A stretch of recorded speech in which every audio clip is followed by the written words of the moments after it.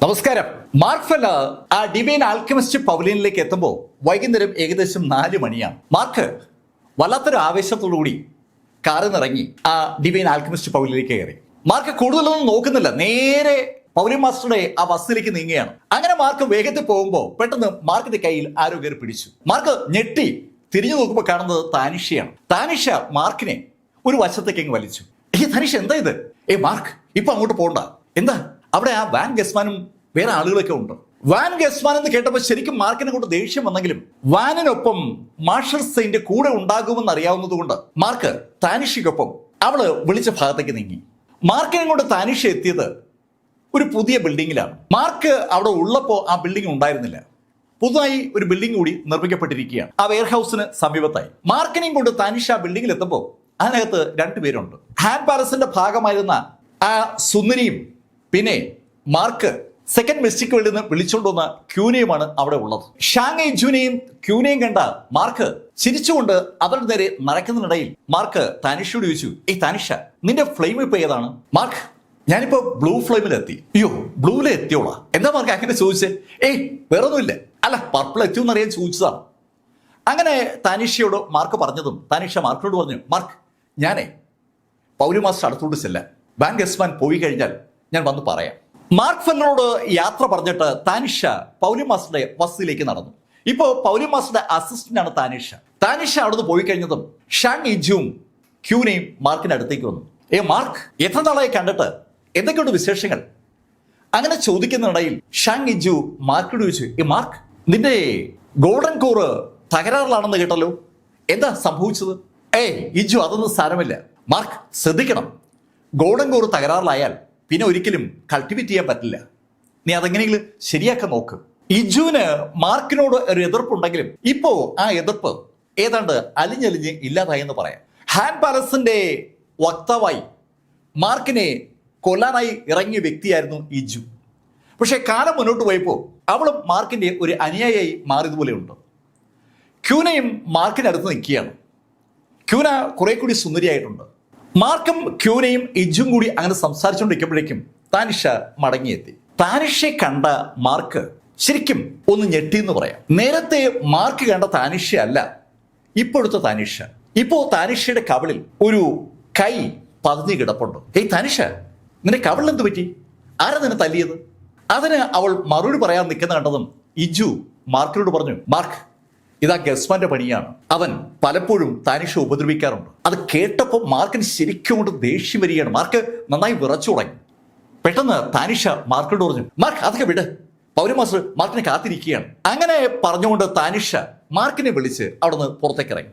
പൗലിൻ master വസതിയിലേക്ക് താനിഷയ്ക്കൊപ്പം mark നടക്കുമ്പോൾ mark താനിഷയോട് ചോദിച്ചു, താനിഷ ആ ഗസ്മാൻ ശരിക്കും ശല്യം ചെയ്യുന്നുണ്ടല്ലേ? മാർക്ക് അവൻ വല്ലാത്ത ശല്യക്കാരനായി മാറിയിരിക്കുകയാണ്, അവൻ അവസാനിപ്പിച്ചേ പറ്റൂ. താനിഷ പൗലിൻ മാസ്റ്ററെ അവൻ ഉപദ്രവിക്കുകയല്ലേ ചെയ്തു? മാർക്ക് അവ ഇതുവരെയും പൗലിൻ മാസ്റ്ററെ ദേഹോദ്രവൊന്നും ഏൽപ്പിച്ചിട്ടില്ല, ശരീരത്തിൽ തൊട്ടിട്ടില്ല എന്നേ ഉള്ളൂ. പക്ഷേ അവൻ പൗലിൻ മാസ്റ്ററെ ശരിക്കും അസഭ്യം പറയുന്നുണ്ട്. പൗലിൻ മാസ്റ്ററെ അടുത്ത് ചെല്ലുന്ന വാൻ ഗസ്മാൻ വളരെ മോശമായി പൗലിൻ മാസ്റ്ററോട് സംസാരിക്കുന്നുണ്ടെന്ന് താനിഷ മാർക്കിനോട് വ്യക്തമാക്കുമ്പോൾ മാർക്കിന് ആ വാൻ ഗസ്മാനെ കൊല്ലാനുള്ള ദേഷ്യം ഇങ്ങനെ ഇരച്ച് കയറുകയാണ്. പക്ഷെ ഇപ്പോ മാർക്കിന് ഒന്നും ചെയ്യാൻ കഴിയില്ല. മാർക്ക് താനിഷയോട് പറഞ്ഞു, താനിഷ നീ ഇവിടെ നിൽക്ക്, ഞാൻ പൗലിൻ മാസ്റ്റർ ഒന്ന് കാണാം. അങ്ങനെ പറഞ്ഞിട്ട് മാർക്ക് ഫെല്ലർ ഒറ്റ ജമ്പിൽ പൗലിൻ മാസ്റ്ററുടെ ആ വസ്തുയുടെ ആ പ്ലാറ്റ്ഫോമിലെത്തി. പൗലിൻ മാസ്റ്റർ മാർക്കിനെ കാത്തിരിക്കുകയാണ്. മാർക്ക് ബാബാ. മാർക്കിനെ കണ്ടതും പൗലിൻ മാസ്റ്റർ മാർക്കിനെ ഇൻവൈറ്റ് ചെയ്ത് തൊട്ടു മുന്നിലുള്ള കസേരയിലിരുത്തി. അതിനുശേഷം ഒന്നും മിണ്ടാതെ പൗലിൻ മാസ്റ്റർ ഒരു ഗ്ലാസ് നിറയെ ചായ പകർന്ന് മാർക്കിന് കൊടുത്തു. ആ ചായ കയ്യിലെടുത്ത മാർക്ക് പൗലിൻ മാസ്റ്റർ ചോദിച്ചു, പൗലിൻ മാസ്റ്റർക്ക് ഹെവൻലി വാനില പ്രിപ്പയർ ചെയ്യാൻ അറിയാമോ? മാർക്ക് ഹെവൻലി വാനിലെ കുറിച്ച് ഞാൻ കേട്ടിട്ടേ ഉള്ളൂ, അതിന്റെ ആവശ്യം ശരിക്കും ഈ ഗോൾഡൻ കോർ തകരാറിലാകുന്ന ആളുകൾക്കാണ്. അങ്ങനെയുള്ള ആളുകളൊന്നും എന്നെ അധികം സമീപിച്ചിട്ടില്ലാത്തതുകൊണ്ട് എനിക്ക് കൃത്യമായിട്ടും അതിന്റെ പില്ല് ഉണ്ടാക്കുന്നത് എങ്ങനെയാണെന്ന് അറിയില്ല, അതാണ് സത്യം. പൗലിൻ മാസ്റ്റർ അവരുടെ അറിവ് മാർക്കിനോട് പങ്കുവച്ചതും മാർക്ക് പൗലിൻ മാസ്റ്ററുടെ മുന്നിലേക്ക് ആ പെട്ടി എടുത്തു വെച്ചു. ആ പെട്ടി തുറന്ന് മാർക്ക് ഫെല്ലർ ആ ഹെവൻലി വാനില പൗലിൻ മാസ്റ്ററെ കാണിച്ചു. ആ ഹെവൻലി വാനില കണ്ടതും പൗലോ മാസ്റ്റർ മുഖം ശരിക്കും സന്തോഷം കൊണ്ട് അങ്ങനെ വികസിച്ചു വരികയാണ്. അവരുടെ മനസ്സിനെ വല്ലാതെ അലട്ടിയിരുന്ന ഒരു കാര്യമാണ് ഈ ഹെവൻലി വാനില. ആ ഹെവൻലി വാനില ഉണ്ടെങ്കിൽ മാത്രമേ മാർക്കിന്റെ ആ ഗോൾഡൻ കോറിലെ തകരാറ് പരിഹരിക്കാൻ പറ്റൂ. അത് പൗലോ മാസ്റ്റർ നന്നായിട്ട് അറിയാം. മാർക്കിനെ വിഷമിപ്പിക്കേണ്ടത് കരുതി പലപ്പോഴും ആ കാര്യം അവർ പറയാതിരുന്നതാണ്. ആ ഹെവൻലി വാനില കണ്ടപ്പോൾ സന്തോഷത്തോടെ പൗലോ മാസ്റ്റർ മാർക്കിനോട് ചോദിച്ചു, മാർക്ക് ഇത് എവിടെ നിന്ന് കിട്ടി? പൗലോ മാസ്റ്റർ, ഇത് എവലി തന്നതാണ്. എവലിയോ? നീ എവലിയെ കണ്ടോ? എവലി എവിടെയുണ്ട്? എവലി സുഖമായിരിക്കുന്നു? തുരുതുര പൗലോ മാസ്റ്റർ ചോദ്യങ്ങൾ ചോദിച്ചതും മാർക്ക് നടന്ന സംഭവങ്ങളൊക്കെ പൗലോ മാസ്റ്ററോട് പറഞ്ഞു. എമിലി ബ്ലാക്ക് കുടുംബത്തിന്റെ ആ മിസ്റ്റിക് വേൾഡിലാണെന്നും അവിടെയുള്ള എമിലി ബ്ലാക്ക് അവിടെ നിന്ന് ഒരാൾ വശം ഹെവൻലി വാനില മാർക്കിന്റെ കയ്യിൽ എത്തിച്ചാണെന്ന് കേട്ടതും പൗലോ മാസ്റ്റർ മാർക്കിനോട് പറഞ്ഞു, മാർക്ക്, നിന്റെ ആ കൊച്ചു സുന്ദരി എന്നെ വീണ്ടും വിസ്മയിപ്പിക്കുകയാണ്. ആരാരും അറിയാതെ മിഡിൽ സിറ്റിയിൽ കഴിഞ്ഞിരുന്ന മാർക്ക് ഫെല്ലറെ ഈ നിലയിലേക്ക് ഉയർത്തിയതിൽ എമിലി ബ്ലാക്കിന് ഒരു വല്ലാത്ത പങ്കുണ്ട്. ആ പങ്ക് നന്നായി തിരിച്ചറിയുന്ന വ്യക്തിയാണ് പൗലോ മാസ്റ്റർ.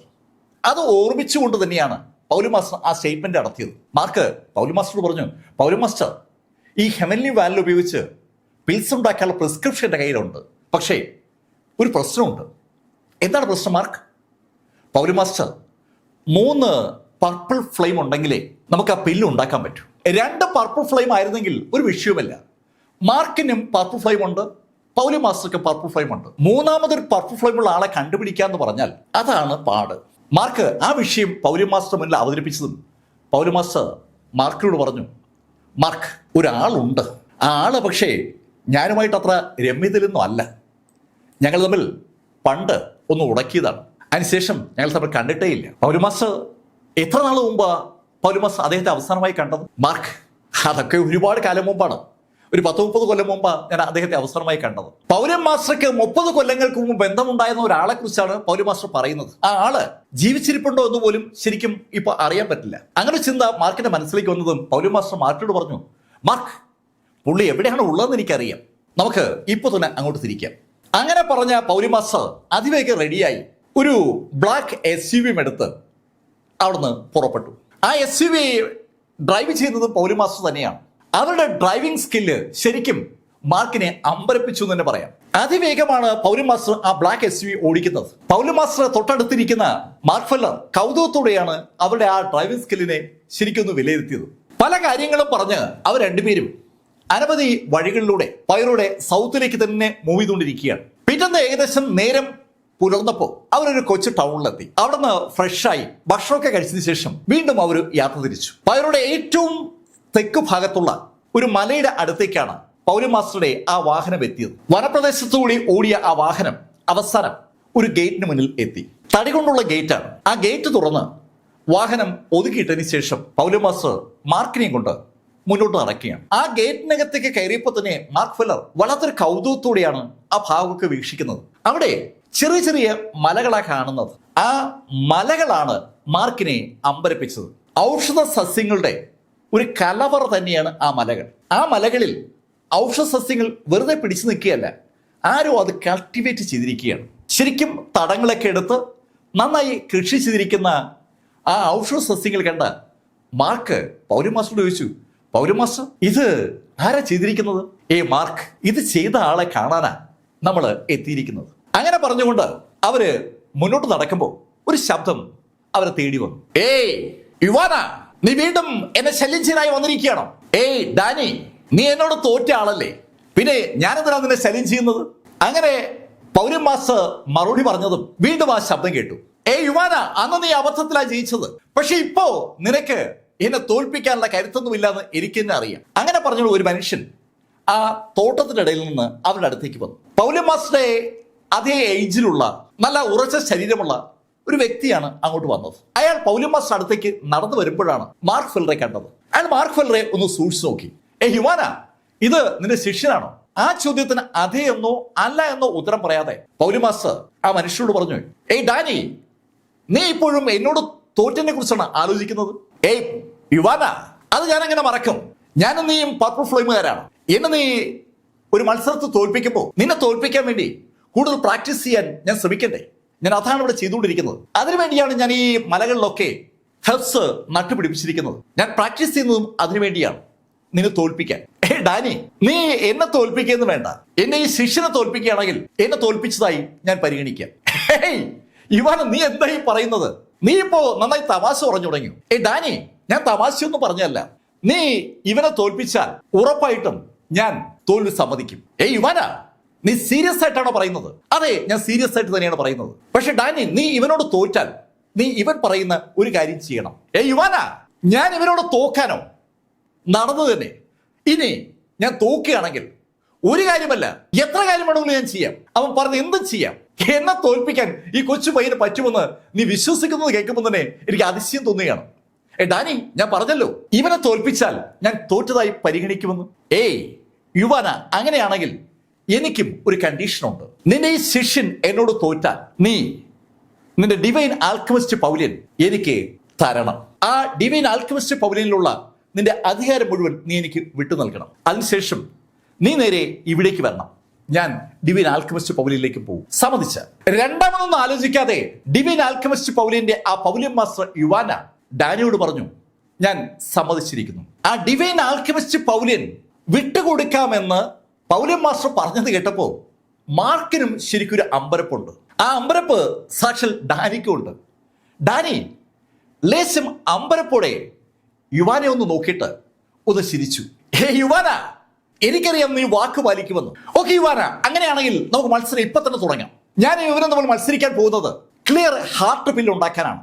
ഹാർട്ടുമായി കണക്ട് ചെയ്തുകൊണ്ട് ഒഴുകുന്ന സിരകളും ധമനികളിലും അടിഞ്ഞുകൂടുന്ന ബ്ലോക്കുകൾ ക്ലിയർ ചെയ്യുന്ന ഒരു പില്ല്, അത് ഉണ്ടാക്കുന്ന ഒരു മത്സരം. അതാണ് ഡാനി മാർക്കിനോട് നടത്താൻ പോകുന്നത്. അത് കേട്ടപ്പോൾ പൗലിയൻ മാസ്റ്റർ മാർക്ക് ഫെല്ലറും നോക്കി. കുറെ കൂടി സിംപ്ലിഫൈഡ് ആയിട്ടുള്ള മാർക്കിന് അറിയാവുന്ന ഏതെങ്കിലും പില്ല് ഉണ്ടാക്കുന്നതാണ് എളുപ്പം. ക്ലിയർ ഹാർട്ട് പിൽസിന്റെ പേര് പറഞ്ഞത് ഡാനിയാണ്.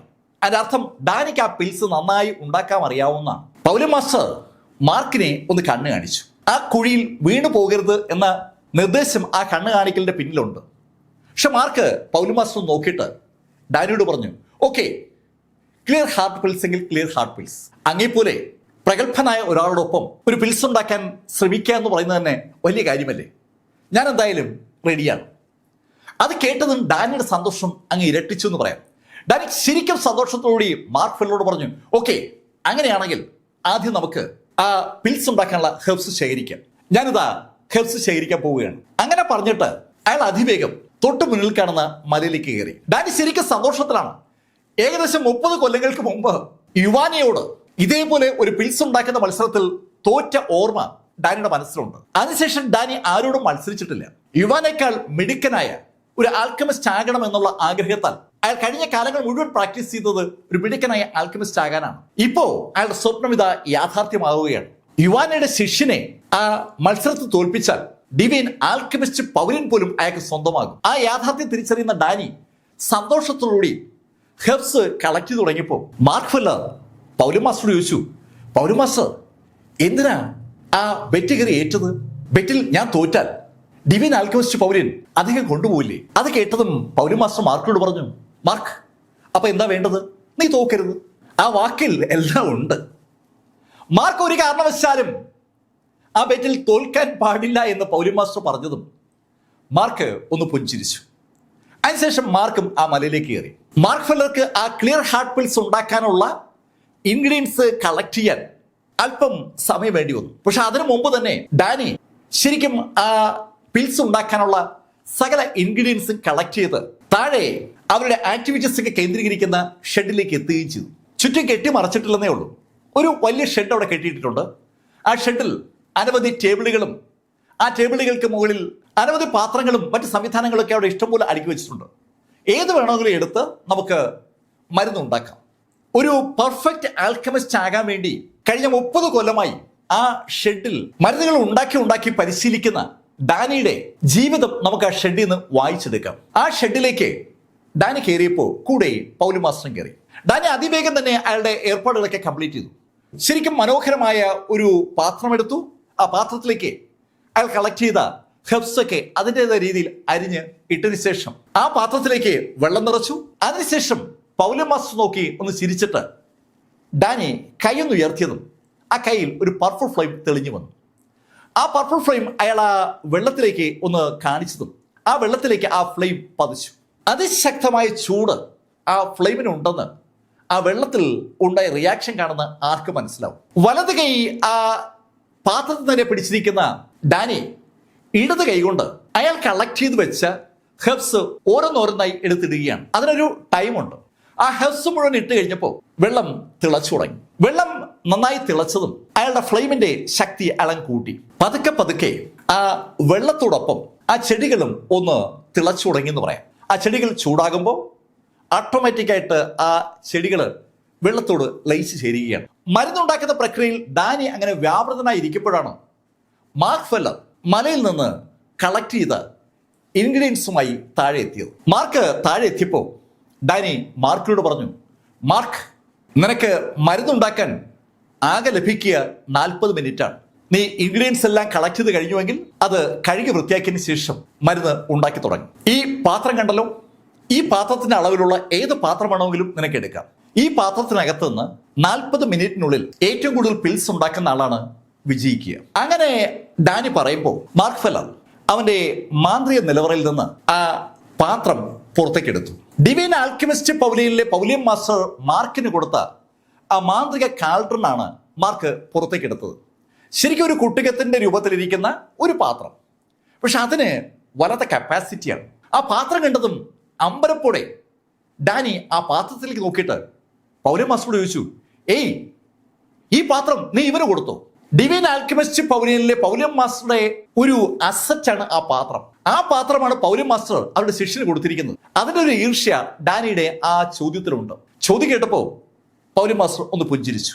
പൗലിയൻ മാസ്റ്റർ ചിരിക്കുന്ന കണ്ടതും ഡാനി പറഞ്ഞു, ഓക്കെ ഓക്കെ, അതെന്തുമാവട്ടെ. അങ്ങനെ ഡാനി പറഞ്ഞതും മാർക്ക് ഫെല്ലർ ആ ഇൻഗ്രീഡിയൻസ് ഒക്കെ ആ പാത്രത്തിനകത്തേക്ക് മാറ്റി. വെള്ളവും ഇൻഗ്രീഡിയൻസും ആവശ്യത്തിന് ആയെന്ന് മനസ്സിലായതും മാർക്ക് ഫെല്ലർ കൈ ഒന്ന് മുകളിലേക്ക് ഉയർത്തി. മാർക്കിന്റെ കൈയിലേക്ക് പെട്ടെന്ന് ഒരു പർപ്പിൾ ഫ്ലെയിം വന്നു. പർപ്പിൾ നിറത്തിലുള്ള ആ ഫ്ലെയിം ശരിക്കും ഒരു വലിയ ഫ്ലെയിമായിരുന്നു. ആ ഫ്ലെയിം കണ്ട ഡാനി ശരിക്കും ഞെട്ടി. ഒരു പർപ്പിൾ ഫ്ലെയിം ഉള്ള വ്യക്തിയോടാണ് താൻ എതിരാൻ പോകുന്നതെന്ന് അപ്പോഴാണ് ഡാനിക്ക് മനസ്സിലാകുന്നത്. ശരിക്കും ഡാനിയെ പോലെ തന്നെ പൗലിയൻ മാസ്റ്ററും ഈ സമയത്ത് ഞെട്ടിയായിരുന്നു. അതിന്റെ കാരണം ആ പർപ്പിൾ ഫ്ലെയിമിന്റെ വലിപ്പമാണ്. നേരത്തെ മാർക്ക് ഫെല്ലറുടെ കയ്യിലുണ്ടായിരുന്ന പർപ്പിൾ ഫ്ലെയിമിനേക്കാൾ വളരെ വലിപ്പം കൂടിയ പർപ്പിൾ ഫ്ലെയിമാണ് മാർക്ക് ഇപ്പോൾ അവിടെ അവതരിപ്പിച്ചത്. മാർക്ക്, ഇതെങ്ങനെ സംഭവിച്ചു?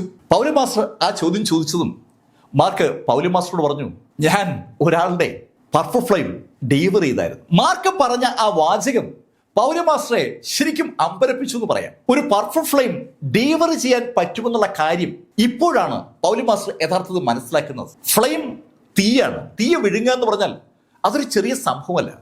മാർക്ക് ഫെല്ലർക്ക് അവന്റെ കയ്യിലുള്ള പർപ്പിൾ ഫ്ലെയിം ഉപയോഗിച്ച് മറ്റ് പർപ്പിൾ ഫ്ലെയിമുകളെ വിഴുങ്ങാൻ പറ്റും. ആ യാഥാർത്ഥ്യമാണ് പൗലിയൻ മാസ്റ്ററോട് മാർക്ക് ഫെല്ലർ പറയുന്നത്. മാർക്ക് അതിവേഗം ആ മരുന്നുണ്ടാക്കുന്ന പ്രക്രിയയിലേക്ക് കടക്കുമ്പോഴേക്കും ഡാനിയുടെ ആക്ടിവിറ്റി ഏതാണ്ട് കംപ്ലീറ്റ് ആയി കഴിഞ്ഞു. മാർക്കിന്റെ ആക്ടിവിറ്റി ഏതാണ്ട് പകുതിയാകുമ്പോൾ ഡാനി അയാൾ ഉണ്ടാക്കിയ പിൽസ് ഒന്നൊന്നായി എടുത്ത് മേശപ്പുറത്തേക്ക് വെച്ചു. വെളുത്ത നിറത്തുള്ള 16 ഗുളികകളാണ് ഡാനി എടുത്ത് മേശപ്പുറത്തേക്ക് വെച്ചത്. ഒരേ അളവിലുള്ള മരുന്നുകൾ, ഒരേ ടൈം.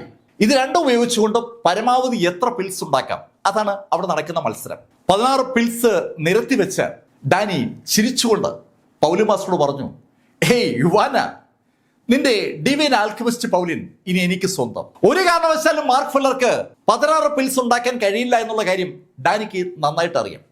ഡാനി കഴിഞ്ഞ 30 കൊല്ലം കൊണ്ട് ഉണ്ടാക്കിയെടുത്ത ഒരു എബിലിറ്റിയാണ് ആ ചുരുങ്ങിയ ഇൻഗ്രീഡിയൻസിൽ നിന്ന് മാക്സിമം പിൽസ് ഉണ്ടാക്കുക എന്നുള്ളത്. അയാളുടെ കഴിവ് അയാൾ ഇതാ എക്സിബിറ്റ് ചെയ്തിരിക്കുകയാണ്. 16 മനോഹരമായ വൈറ്റ് നിറത്തിലുള്ള ആ ഗുളികൾ ആ മേശപ്പുറത്ത് നിരന്നിരിക്കുന്ന കണ്ടപ്പോൾ മാർക്ക് ഫെല്ലർ ഡാനിയോട് പറഞ്ഞു, സീനിയർ, അങ്ങ് ശരിക്കും ഒരു ജീനിയസ് തന്നെയാണ്. മാർക്ക് ഫെല്ലർ ആ വാചകം പറഞ്ഞപ്പോൾ ചിരിച്ചുകൊണ്ട് ഡാനി മാർക്കിനോട് പറഞ്ഞു, ഏയ്, നീ മോശമൊന്നുമല്ല. ഇത്രയും ചെറിയ പ്രായത്തിൽ ഇത്ര ശക്തമായ ഒരു പർഫ്ലെയിം ഉള്ള ഒരു ആൽക്കെമിസ്റ്റിനെ ഞാൻ ജീവിതത്തിൽ ആദ്യമായിട്ടാണ് കാണുന്നത്. എൻ്റെ പ്രായമാകുമ്പോൾ നീ എന്നെക്കാൾ മെച്ചപ്പെടും. മത്സരത്തിൽ എന്തായാലും താൻ വിജയിച്ചു എന്ന കാര്യത്തിൽ ഡാനിക്ക് സംശയമൊന്നുമില്ല. അതുകൊണ്ടാണ് ഡാനി മാർക്കിനെ ആശ്വസിപ്പിക്കാനായി ആ വാചകം പറഞ്ഞത്. പക്ഷേ പതുക്കെ പതുക്കെ പതുക്കെ മാർക്കിൻ്റെ ആ മരുന്നുണ്ടാക്കുന്ന പ്രക്രിയ കംപ്ലീറ്റ് ചെയ്തപ്പോൾ മാർക്ക് ആ ഗുളികൾ ഒന്നൊന്നായി പുറത്തെടുത്തു. 9 വെളുത്ത നിറത്തുള്ള പിൽസുകളാണ് മാർക്ക് എടുത്ത് പുറത്തേക്ക് വെച്ചത്. അത് കണ്ടതും ഡാനി ഉറക്കെ ചിരി തുടങ്ങി. യുവാന, നിന്റെ ശിഷ്യൻ മോശമാണെന്നൊന്നും ഞാൻ പറയുന്നില്ല, പക്ഷേ നീ ഈ ശിഷ്യനെ വെച്ച് മത്സരിക്കാൻ പാടില്ലായിരുന്നു. ഇപ്പോ നിനക്ക് നഷ്ടമായിരിക്കുന്നത് നീ വളർത്തിയെടുത്ത ഡിവൈൻ ആൽക്കമിസ്റ്റ് പൗലിനാണ്. അങ്ങനെ ഡാനി പറഞ്ഞപ്പോ പൗലൻ മാസ്റ്റർ മുഖത്ത് ഒരു ഭാവമാറ്റവുമില്ല. പൗലൻ മാസ്റ്റർ മാർക്കിന് തന്നെ നോക്കി നിൽക്കുകയാണ്.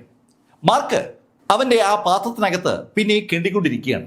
അതിനകത്ത് കുറെ റെസിഡ്യൂ ഉണ്ട്, ഗുളിയായി മാറാത്ത കുറെ സാധനങ്ങളുണ്ട്. മാർക്ക് അതിനെ കിണ്ടിക്കൊണ്ടിരിക്കുന്നുണ്ടെന്നും ഡാനി മാർക്കിനോട് പറഞ്ഞു, ഹേയ് ചെറുപ്പക്കാരാ, അതിനെ അങ്ങനെ കിണ്ടികൊണ്ട് പ്രത്യേകിച്ച് കാര്യമൊന്നുമില്ല. അതിൽ പിൽസ് ആകാൻ പറ്റുന്ന സാധനമൊക്കെ പിൽസ് ആയി കഴിഞ്ഞു, ബാക്കി വേസ്റ്റ് ആണ്. അയാൾ അങ്ങനെ പറയുമ്പോൾ ആ റെസിഡ്യൂവിൽ കിണ്ടിക്കൊണ്ടിരുന്ന മാർക്ക് അതിൽ നിന്ന് ഒരു ഗുളിക എടുത്ത് പുറത്തേക്ക് വെച്ചു. ഇപ്പോ മാർക്കിന്റെ ഗുളികളുടെ എണ്ണം 10ആയി. വേസ്റ്റിനകത്ത് നിന്ന് ഒരു വെളുത്ത ഗുളിക മാർക്ക് തോണ്ടിയെടുത്തപ്പോ ഡാനിക്ക് വല്ലാത്ത കൗതുകം. ഹേയ് ചെറുപ്പക്കാരാ, നീ ശരിക്കും എന്നെ അതിശയിപ്പിക്കുകയാണ്. അയാൾ ആ വാചകം പറഞ്ഞു തിരുമുമ്പ് മാർക്ക് 2 ഗുളികൾ കൂടി എടുത്ത് പുറത്തേക്ക് വെച്ചു. പെട്ടെന്ന് ഡാനിയുടെ മുഖത്ത് ഒരു ടെൻഷൻ ഫീൽ ചെയ്തു തുടങ്ങി. ആ ടെൻഷൻ അടുത്ത ഏതാനും നിമിഷങ്ങൾ കൊണ്ട് പെട്ടെന്ന് വർദ്ധിച്ചു. അതിന്റെ കാരണം മാർക്ക് പിന്നെയും ഗുളികൾ പുറത്തെടുത്ത് വെച്ചു തുടങ്ങിയതാണ്. പൗലൻ മാസ്റ്റർ മുഖത്ത് ഒരു പുഞ്ചിരി അങ്ങനെ തെളിഞ്ഞു നിൽക്കുകയാണ്. ഏതാനും മിനിറ്റുകൾ കഴിഞ്ഞതും മാർക്ക് ഫെല്ലർ 17ാമത്തെ പിൽസും എടുത്ത് പുറത്തേക്ക് വെച്ചു. 16 പിൽസ് ഉണ്ടാക്കിയ ഡാനിയെ മാർക്ക് ഫെല്ലർ ഇതാ ഭംഗിയായി തോൽപ്പിച്ചിരിക്കുന്നു. ആ യാഥാർത്ഥ്യം ഡാനിയുടെ മുഖത്ത് വിസിബിൾ ആണ്. അയാൾ അമ്പരപ്പോടെ മാർക്ക് ഫെല്ലറുടെ ആ ആക്ടിവിറ്റിയിൽ അങ്ങനെ നോക്കി നിൽക്കുമ്പോൾ മാർക്ക് 4 ഗുളികൾ കൂടി എടുത്ത് പുറത്തേക്ക് വെച്ചു. ഒരേ ഇൻഗ്രീഡിയൻസ് ഉപയോഗിച്ചുകൊണ്ട് ഒരേ സമയത്ത് 2 പേരും ഗുളികൾ ഉണ്ടാക്കിയവരാണ്. ഡാനിക്ക് 16 എണ്ണം ഉണ്ടാക്കാൻ കഴിഞ്ഞപ്പോൾ മാർക്ക് ഫെല്ലർക്ക് 21 എണ്ണമാണ് ഉണ്ടാക്കാൻ പറ്റിയത്. ആ 21 ഗുളികളും അങ്ങനെ നിരത്തി വെച്ചതും പൗലൻ മാസ്റ്റർ ഡാനിയോട് പറഞ്ഞു, ഡാനി അപ്പോ തോൽവി സമ്മതിച്ചല്ലോ. ശരിക്കും അമ്പരന്ന് പോയ ഡാനി മാർക്ക് ഫെല്ലറോട് പറഞ്ഞു, ഏയ് ചെറുപ്പക്കാരാ, നീ എന്നെ തെല്ലൊന്നുമല്ല അത്ഭുതപ്പെടുത്തിയിരിക്കുന്നത്. ഞാൻ ഈ കഴിഞ്ഞ 30 കൊല്ലമായി പ്രാക്ടീസ് ചെയ്യുന്ന ഒരു സംഭവമാണ് ഈ ക്ലിയർ ഹാർട്ട് പിൽസ് ഉണ്ടാക്കുക എന്നുള്ളത്. അതിൽ നീ എന്നെ തോൽപ്പിച്ചിരിക്കുകയാണ്. നീ ഇത് സ്ഥിരമായി ഉണ്ടാക്കൂ. സീനിയർ, ഇത് ഞാൻ ആദ്യമായിട്ടാണ് ഉണ്ടാക്കുന്നത്. ആദ്യമായി ക്ലിയർ ഹാർട്ട് പിൽസ് ഉണ്ടാക്കിയ മാർക്ക് ഫെല്ലർ ഒരേ ഇൻഗ്രീഡിയൻസ് ഉപയോഗിച്ചുകൊണ്ട് 5 പിൽസ് കൂടുതൽ ഉണ്ടാക്കിയിരിക്കുകയാണ്. ശരിക്കും മാർക്കിന്റെ വാക്കുകൾ കേട്ട് ഡാനി ഓടി വന്ന് മാർക്കിനെ കെട്ടിപ്പിടിച്ചു. ഏയ് ചെറുപ്പക്കാരാ, എനിക്ക് പറയാൻ വാക്കുകളില്ല. ഞാൻ ആദ്യമായിട്ടാ ഇത്തരത്തിലുള്ള ആളെ കാണുന്നത്. ഏയ് നിന്നോട് തോറ്റതിൽ എനിക്കൊരു വിരോധവുമില്ല. അങ്ങനെ ഡാനി പറഞ്ഞതും മാർക്ക് ഡാനിയോട് പറഞ്ഞു, സീനിയർ, അങ്ങ് എന്തായി പറയുന്നത്? അങ്ങേപ്പോലെ ഒരു ജീനിയസിന് മുന്നിൽ ഞാൻ വെറും ഒരു ശിശുവാണ്. ഭാഗ്യത്തിന് ഞാൻ ഇപ്പോ കുറച്ച് ഗുളികൾ അധികം ഉണ്ടാക്കിയെന്നേ ഉള്ളൂ. അങ്ങ് ഈ ലോകത്തിന് തന്നെ അഭിമാനമല്ലേ? അങ്ങ് സൂര്യനാണെങ്കിൽ ഞാൻ വെറും ഒരു മെഴുകുതിരി നാളം മാത്രമാണ്. മാർക്ക് ഫെല്ലർ അങ്ങനെ പറഞ്ഞപ്പം ശരിക്കും ഡാനിയുടെ കണ്ണുകൾ ഒന്ന് നിറഞ്ഞു എന്ന് പറയാം. അയാൾക്ക് ഒരു വല്ലാത്ത സന്തോഷം തോന്നി. അയാള് മാർക്കിനെ കെട്ടിപ്പിടിച്ചിട്ട് മാർക്കിനോട് പറഞ്ഞു, ഏയ് ചെറുപ്പക്കാരാ, ഞാൻ ഇതുവരെയായിട്ട് നിന്റെ പേര് പോലും ചോദിച്ചില്ല. എന്താ നിന്റെ പേര്? എന്റെ പേര് മാർക്ക് ഫെല്ലർ എന്നാണ്. ഓക്കെ മാർക്ക് ഫെല്ലർ, നിനക്ക് എന്താ വേണ്ടത്? നീ ചോദിക്കുന്നത് എന്ത് ഞാൻ തരാം. ശരിക്കും തോറ്റ ഒരാളുടെ മൈൻഡ് സെറ്റ് അല്ല ഡാനിക്ക് ആ നിമിഷം ഉള്ളത്. അസാമാന്യ പ്രതിഭാശാലിയായ ഒരു ചെറുപ്പക്കാരനെ അയാൾ കണ്ടുമുട്ടുകയാണ്. ആ ചെറുപ്പക്കാരൻ അപ്പോഴും ഗുരുവായി അയാളെ തന്നെ ചൂണ്ടി പറയുമ്പോൾ അതൊരു വല്ലാത്ത അനുഭവമാണ്. ആ അനുഭവത്തിലൂടെയാണ് ഡാനി കടന്നു പോകുന്നത്. പൗലൻ മാസ്റ്റർ ഡാനിയോട് പറഞ്ഞു, ഡാനി, മാർക്കിന് ഒരു സഹായം വേണം. അതിനാണ് മാർക്ക് ഇവിടെ വന്നത്. യുവാന, എന്ത് സഹായമാണ് വേണ്ടത്? പറഞ്ഞോ, ഞാൻ എന്തിനും റെഡിയാണ്. അതിന് മറുപടി പറഞ്ഞത് മാർക്ക് ഫെല്ലറാണ്. സീനിയർ, എനിക്ക് ഹെവൻലി വാനിൽ ഉപയോഗിച്ച് ഒരു പിൽസ് ഉണ്ടാക്കണം. ഹെവൻലി വാനിൽ ഉപയോഗിച്ച് പിൽസ് ഉണ്ടാക്കാനോ? എന്ത് പിൽസാ മാർക്ക് ഉണ്ടാക്കേണ്ടത്? അങ്ങനെ ഡാനി ചോദിച്ചതും മാർക്ക് ഫെല്ലർ ആ പ്രിസ്ക്രിപ്ഷൻ പൗലൻ മാസ്റ്റർ കയ്യിലേക്ക് കൊടുത്തു. പൗലൻ മാസ്റ്ററും ഡാനിയും ആ പ്രിസ്ക്രിപ്ഷൻ വായിച്ചു തുടങ്ങി. എമിലി ബ്ലാക്ക് കൊടുത്തുവിട്ട ആ ഹെവൻലി വാനിലേക്കൊപ്പം എമിലിയുടെ റെപ്രസെന്റേറ്റീവായി വന്ന ആള് നൽകിയ ആ പ്രിസ്ക്രിപ്ഷൻ വായിച്ചു നോക്കുന്ന പൗലൻ മാസ്റ്ററും ഡാനിയും മാർക്കിനോട് ചോദിച്ചു, മാർക്ക്, നീ വായിക്കുന്നില്ലേ? പൗലൻ മാസ്റ്റർ, ഞാൻ നേരത്തെ തന്നെ വായിച്ചായിരുന്നു. മാർക്കിന്റെ പ്രത്യേകതയും അതാണ്. മാർക്ക് ഒരു തവണ ഒരു സാധനം വായിച്ചാൽ അത് അവന്റെ മനസ്സിൽ പതിയും. അത് പിന്നെ ആവർത്തിച്ച് അവന്റെ മനസ്സിൽ അവൻ മനപ്പാടമാക്കേണ്ട പതിവ്. മാർക്ക് ശരിക്കും ആ പിൽസ് ഉണ്ടാക്കുന്ന പ്രക്രിയയിൽ മനസ്സുകൊണ്ട് എക്സ്പെർട്ട് ആയി കഴിഞ്ഞു. ഇനി അത് ചെയ്താൽ മതി. ഏകദേശം 2 മണിക്കൂർ കഴിഞ്ഞപ്പോൾ ഡാനിയും പൗലൻ മാസ്റ്ററും ആ പ്രിസ്ക്രിപ്ഷൻ ഏതാണ്ട് പഠിച്ചു കഴിഞ്ഞു. രണ്ടുപേരും പ്രഗത്ഭരായ ആൽക്കമിസ്റ്റുകളാണ്. അതുകൊണ്ട് തന്നെ ആ പ്രിസ്ക്രിപ്ഷനിൽ പറഞ്ഞിരിക്കുന്ന രീതി ഹൃദ്യസ്ഥമാക്കാൻ അവർക്ക് വലിയ ബുദ്ധിമുട്ടൊന്നും ഉണ്ടായില്ല. അവർ രണ്ടുപേരും എക്സ്പെർട്ടുകളായി മാറിയെന്ന് ചോദിച്ചാൽ അങ്ങനെ പറയാൻ കഴിയില്ല. പക്ഷെ എന്നാലും അവർക്കത് അറിയാം. മൂന്ന് പേരും ഉടൻ തന്നെ ആ പിൽസ് ഉണ്ടാക്കുന്ന പ്രക്രിയയിലേക്ക് കടന്നു. അവർ പിൽസ് ഉണ്ടാക്കാനായി തിരഞ്ഞെടുത്തത് പൗലോസ് മാസ്റ്റർ മാർക്കിന് കൊടുത്ത ആ മാന്ത്രിക കൗണ്ടറിൽ തന്നെയാണ്. ആ കുട്ടുകം പോലെ ഇരിക്കുന്ന പാത്രത്തിൽ ആ പ്രിസ്ക്രിപ്ഷന് ആവശ്യമായ ഇൻഗ്രീഡിയൻസ് മാർക്കും പൗലോസ് മാസ്റ്ററും ഡാനിയും കൂടി ആ മലകളിൽ നിന്ന് കളക്ട് ചെയ്ത് കൊണ്ടുവന്ന് കഴുകി വൃത്തിയാക്കി അതിനകത്തേക്ക് ഒന്നൊന്നായി ഇട്ടു.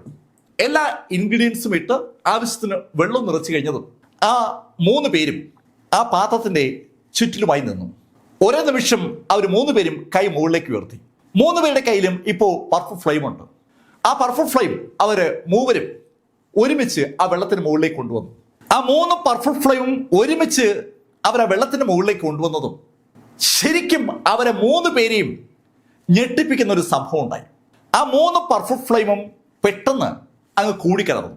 ആ മൂന്ന് പർപ്പിൾ ഫ്ലെയിമും കൂടിക്കലർന്നതും അവർക്ക് വിശ്വസിക്കാനാവാത്ത ഒരു കാഴ്ച അവർ ആ കുട്ടകത്തിന്റെ മുകളിൽ കാണുകയാണ്.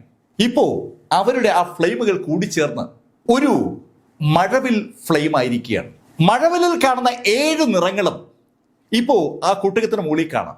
ആ മൂന്ന് പർപ്പിൾ ഫ്ലെയിമും ചേരുമ്പോൾ മഴവിൽ ഫ്ലെയിം ആവുമെന്നും ആ മഴവിൽ ഫ്ലെയിമാണ് ഹെവൻലി വാനിലയിൽ മാറ്റങ്ങൾ വരുത്താൻ പോകുന്നതെന്ന് ഇപ്പോഴാണ് അവർ അറിയുന്നത്. മൂന്നുപേരുടെ മുഖത്തും ശരിക്കും ഒരു അതിശയം. മാർക്ക്, നിന്റെ ആ പ്രിസ്ക്രിപ്ഷനകത്ത് റെയിൻബോ ഫ്ലെയിമിനെ കുറിച്ച് ഒരു സൂചനയും ഉണ്ടായിരുന്നില്ല. പൗലോസ് മാസ്റ്റർ, അതാ ഞാനും ആലോചിക്കുന്നത്. ഡാനിക്കും അതേ അഭിപ്രായമാണ്. അദ്ദേഹം അത് വായിച്ചതാണ്. സമയം അതിവേഗം കടന്നു പോവുകയാണ്. ആ വെള്ളം ഒന്ന് തിളയ്ക്കുന്ന സമയം, ആ സമയത്താണ് ഹെവൻലി വാനില അവർ അതിനകത്തേക്ക് ഇടേണ്ടത്. ബാക്കിയുള്ള ഇൻഗ്രീഡിയൻസ് ഒക്കെ ഇട്ടാണ് വെള്ളം തിളപ്പിക്കേണ്ടത്. ആ ഇൻഗ്രീഡിയൻസിനൊപ്പം വെള്ളം തിളച്ചു വരുമ്പോൾ അതിനകത്തേക്ക് ഹെവൻലി വാനില ഇടണമെന്ന് പ്രത്യേകമായിട്ട് ആ പ്രിസ്ക്രിപ്ഷൻ സൂചിപ്പിച്ചിട്ടുണ്ട്. അതിനനുസരിച്ച് ആ വെള്ളം തിളച്ചതും മാർക്ക് ഫെല്ലർ ആ ഹെവൻലി വാനില ആ വെള്ളത്തിലേക്ക് ഇട്ടു. ഹെവൻലി വാനില വെള്ളത്തിലേക്ക് ഇട്ട് അവർ വലിയ പ്രതീക്ഷയോടുകൂടി ആ വാനിലയിലേക്ക് നോക്കുമ്പോൾ അവിടെ ഒന്നും സംഭവിക്കുന്നില്ല. ബാക്കി ഇൻഗ്രീഡിയൻസ് ഒക്കെ വെള്ളം തിളയ്ക്കുന്ന അനുസരിച്ച് പതുക്കെ പതുക്കെ ഒന്ന് ഉരുകി തുടങ്ങുന്നുണ്ട്, വെന്തു തുടങ്ങിയാണ്. പക്ഷെ ഹെവൻലി വാനിലയ്ക്ക് ഒരു മാറ്റവുമില്ല. അത് അതേപോലെ ഇലയായി തന്നെ കിടക്കുകയാണ്. അത് കണ്ടതും പൗലോസ് മാസ്റ്റർ മാർക്കോട് ചോദിച്ചു, മാർക്ക്, എന്താ സംഭവം? വാനില അനങ്ങുന്നില്ലല്ലോ. പൗലോസ് മാസ്റ്റർ, ചിലപ്പോ നമ്മുടെ പവർ കുറവായതുകൊണ്ടാവൂ. അതിന് ഡാനിയ മറുപടി പറഞ്ഞത്, മാർക്ക്, നീ പറഞ്ഞത് ശരിയാണെന്ന് എനിക്ക് തോന്നുന്നു. നമുക്ക് നമ്മുടെ പവർ ഒന്ന് കൂട്ടാം. അങ്ങനെ ഡാനി പറഞ്ഞതും മാർക്ക് ഫെല്ലറും ഡാനിയും പൗലോസ് മാസ്റ്റർ യുവാനിയും ഒരുമിച്ച് അവരുടെ ആ പർപ്പിൾ ഫ്ലെയിമിന്റെ ശക്തി കൂട്ടി. അവർ മൂന്ന് പേരും അവരുടെ ശരീരത്തിലെ ഇന്റേണൽ എനർജിയെ ആ പർപ്പിൾ ഫ്ലെയിമായി കൺവേർട്ട് ചെയ്ത് അതിന്റെ ശക്തി കൂട്ടിയതും ആ ജ്വാല അതിശക്തമായി ആ പാത്രത്തിനകത്ത് അങ്ങ് നിറഞ്ഞു. പാത്രത്തിനകത്തേക്ക് ആ ജ്വാല പടരുമ്പോൾ നമ്മൾ കാണുക ആ മഴവിൽ നിറത്തുള്ള ജ്വാലയാണ്. ശരിക്കും അതിശക്തമായി ആ മഴവിൽ ജ്വാല ജ്വലിച്ചു തുടങ്ങിയതും അതിന്റെ റിസൾട്ട് വെള്ളത്തിനകത്തുണ്ടായി. ഹെവൻലി വാനില പതുക്കെ പതുക്കെ അനങ്ങി തുടങ്ങിയാണ്. ഹെവൻലി വാനിലയിൽ പതുക്കെ മാറ്റങ്ങൾ വരുന്നത് ആ മൂവർക്കും വിസിബിൾ ആണ്. പക്ഷെ ഈ സമയത്ത് മൂന്ന് പേരും വിയർത്തുടങ്ങിയാണ്. അവരുടെ കപ്പാസിറ്റി, അതിൻ്റെ പരമോന്നതയിൽ അവർ മൂന്ന് പേരും ഉപയോഗിക്കുകയാണ്. ശരിക്കും അതിശക്തമായി ചൂട് ആ കുട്ടകത്തിൽ നിന്ന് മുകളിലേക്ക് അടിക്കുന്നുണ്ട്. ആ ചൂട് ആ മൂവരിലും അതിൻ്റെതായ പ്രതികരണങ്ങൾ ഉണ്ടാക്കുകയാണ്. മൂന്ന് പേരും വിയർത്ത് കുളിക്കുമ്പോഴേക്കും ആ ഫ്ലെയിം അതിൻ്റെ സംഹാര താണ്ഡവം ആ കുട്ടകത്തിനകത്ത് നടത്തുകയാണ്. പെട്ടെന്നാണ് ആ കുട്ടകത്തിനകത്തുള്ള സകല ഇൻഗ്രീഡിയൻസും ആ ഹെവൻലി വാനിലയുമായി കൂടിക്കലരുന്നത്. അതിവേഗം ആ വെള്ളം ഒന്ന് കറങ്ങി തുടങ്ങി. ശരിക്കൊരു ചുഴിയാണ് ആ കുട്ടകത്തിനകത്ത് ഉണ്ടാവുന്നത്. പതുക്കെ പതുക്കെ അതിൻ്റെ മൂവ്മെന്റ് കൂടുകയാണ്. അവരെ ഇളക്കാതെ തന്നെ ആ വെള്ളം സ്വയം ഇളകി തുടങ്ങി. ആ ഇളക്കത്തെ നയിക്കുന്നത് ആ ഹെവൻലി വാനില ആണെന്ന് പറയാം. നല്ല നീളമുള്ള ആ വാനില ചെടി പതുക്കെ പതുക്കെ അങ്ങ് ലയിച്ച് ചേരുന്നതോടുകൂടി സകല ഇൻഗ്രീഡിയൻസും വെള്ളവും ഒക്കെ മാറി ഒരു കുഴമ്പ് രൂപത്തിലേക്ക് വന്നു. ഒരു സുവർണ നിറത്തിലുള്ള ഒരു കുഴമ്പ്. അവരെ നോക്കി നിൽക്കേ ആ കുഴമ്പ് പതുക്കെ പതുക്കെ പതുക്കെ കട്ടിയായി തുടങ്ങി. ഏകദേശം 1 മണിക്കൂർ കഴിഞ്ഞതും ആ മരുന്നുണ്ടാക്കുന്ന പ്രക്രിയ അതിന്റെ അവസാന ഘട്ടത്തിലെത്തി. മാർക്ക് ഫെല്ലർ പെട്ടെന്ന് പൗലോസ് മാസ്റ്റർ പറഞ്ഞു, പൗലോസ് മാസ്റ്റർ, നമുക്ക് ഫ്ലെയിം പിൻവലിക്കാം. അവർ മൂന്ന് പേരും ഫ്ലെയിം പിൻവലിച്ച് അകത്തേക്ക് അങ്ങനെ നോക്കിക്കൊണ്ടിരിക്കുമ്പോൾ പതുക്കെ പതുക്കെ ആ കുട്ടിക്കത്തിനകത്തുള്ള ബാക്കി മുഴുവൻ സാധനങ്ങളും അപ്രത്യക്ഷമായി. സകലതും ആവിയായി പോയി. അവശേഷിക്കുന്നത് ആ ഒറ്റ ഗുളിക മാത്രമാണ്. മാർക്ക് ഫെല്ലർ ഒരു തവി കൊണ്ട് ആ ഗുളിക പുറത്തെടുത്ത് മേശപ്പുറത്തേക്ക് വെച്ചു. മേശപ്പുറത്ത് പാത്രത്തിലേക്ക് വെച്ച ആ ഗുളികയിലേക്ക് 3 പേര് കൗതുകത്തോടെ നോക്കിയാണ്. ഒരുപാട് ഇൻഗ്രീഡിയൻസ് ആ പാത്രത്തിൽ ഇട്ടാണ് അവർ മരുന്ന് ഉണ്ടാക്കി തുടങ്ങിയത്. പക്ഷെ സകല ഇൻഗ്രീഡിയൻസും ആവിയായി പറന്നു പോയതിനു ശേഷം ഇപ്പോൾ അവരുടെ മുന്നിൽ ആ ചെറിയ ഗുളിക മാത്രമാണുള്ളത്. മാർക്ക്, നമ്മൾ വിജയിച്ചു അല്ലേ? അങ്ങനെ പൗലി മാസ്റ്റർ ചോദിച്ചതും മാർക്ക് ഫെല്ലർ പൗലി മാസ്റ്ററോട് പറഞ്ഞു, ഞാൻ എന്തായാലും ഇതൊന്ന് ഉപയോഗിച്ചു നോക്കാം. അങ്ങനെ പറഞ്ഞിട്ട് മാർക്ക് ആ ഗുളികയുമായി അല്പം മാറി പുറത്തുള്ള പുൽത്തകിടിയിൽ വന്നിരുന്നു. പുൽത്തകിടിയിൽ ചമ്രം പടിഞ്ഞിരുന്ന മാർക്ക് ഫെല്ലർ മാർക്കിന്റെ ഇടത് കൈയിൽ ആ ഗുളിക വെച്ചിട്ട് വലത് കൈ ഒന്ന് അനക്കിയതും മാർക്കിന്റെ തൊട്ടു മുന്നിലായി ഒരു ചെടി വന്നു നിന്നു. സ്കാർലറ്റ് നിറത്തിലുള്ള ഒരു ഫ്ലെയിം. ശരിക്കും ഒരു ഇലയാണ്, പക്ഷേ സ്കാർലറ്റ് നിറത്തുള്ള ഒരു തീ ജ്വാലയായിട്ടാണ് മുന്നിൽ കാണുന്നത്.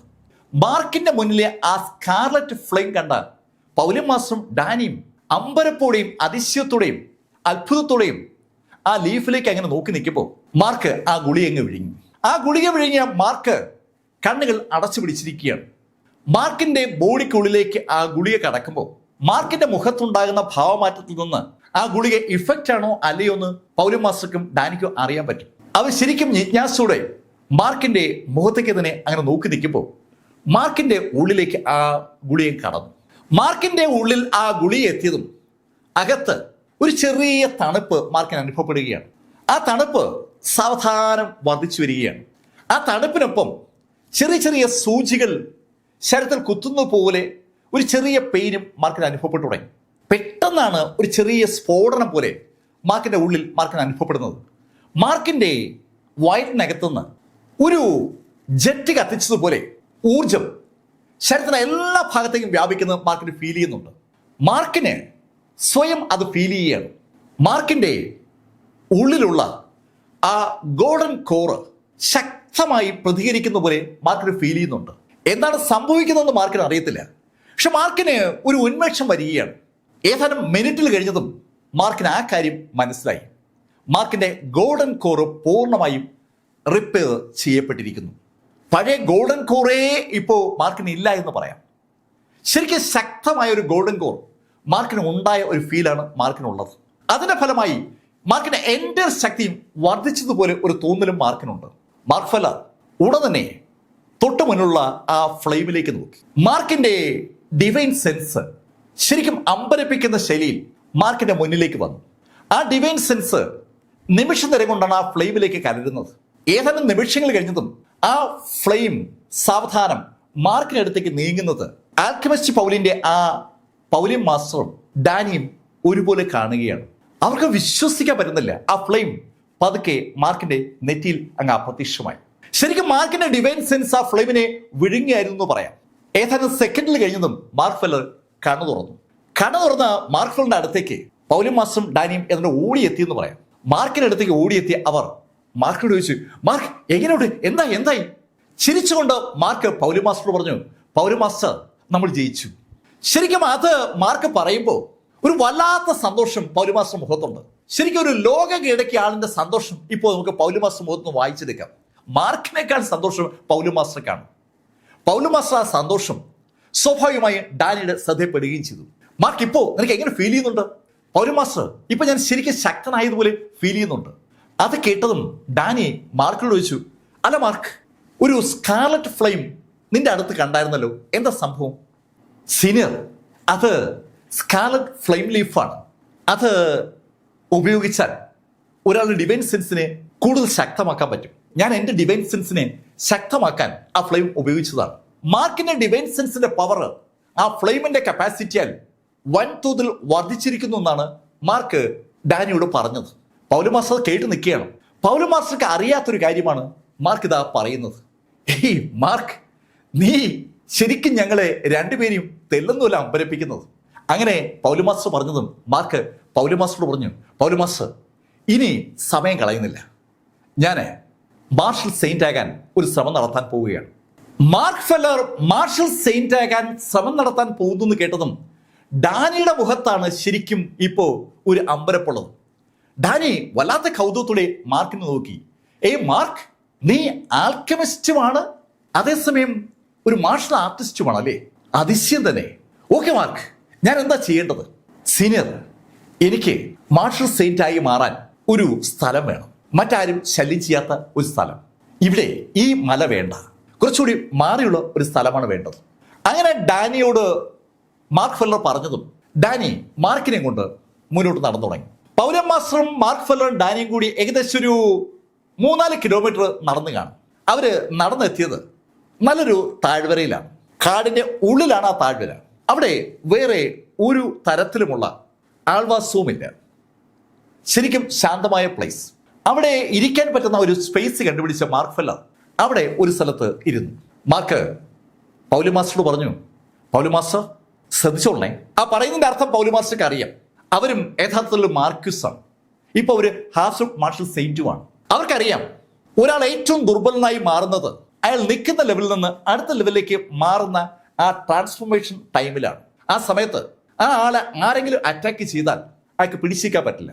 മാർക്കിനെ ആരെങ്കിലും ആക്രമിക്കാൻ വരികയാണെങ്കിൽ അവരെ തടയേണ്ട ജോലി അതാണ് പൗലൻ മാസ്റ്റർക്ക് ഇപ്പോൾ മാർക്ക് നൽകിയിരിക്കുന്നത്.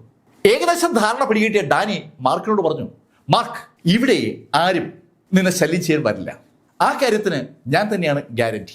കഴിഞ്ഞ 30 കൊല്ലമായിട്ട് അവിടെ ആ ഹെർബ്സ് നട്ടു വളർത്തി പരിപാലിക്കുന്ന ഡാനിക്ക് അറിയാം അവിടുത്തെ അവസ്ഥ എന്താണെന്ന്. ആ ഭാഗത്തേക്ക് ആരും വരാറേയില്ല. ഡാനി അങ്ങനെ ഉറപ്പിച്ചു പറഞ്ഞതും മാർക്ക് ഫെല്ലർ ധ്യാനത്തിലേക്ക് കടക്കാനുള്ള ശ്രമം തുടങ്ങി. അതിനു മുന്നേ മാർക്ക് പൗലൻ മാസ്റ്ററോടും ഡാനിയോടും പറഞ്ഞു, നിങ്ങൾ കുറച്ച് ദൂരോട്ട് മാറി നിൽക്കുന്നതാണ് നല്ലത്.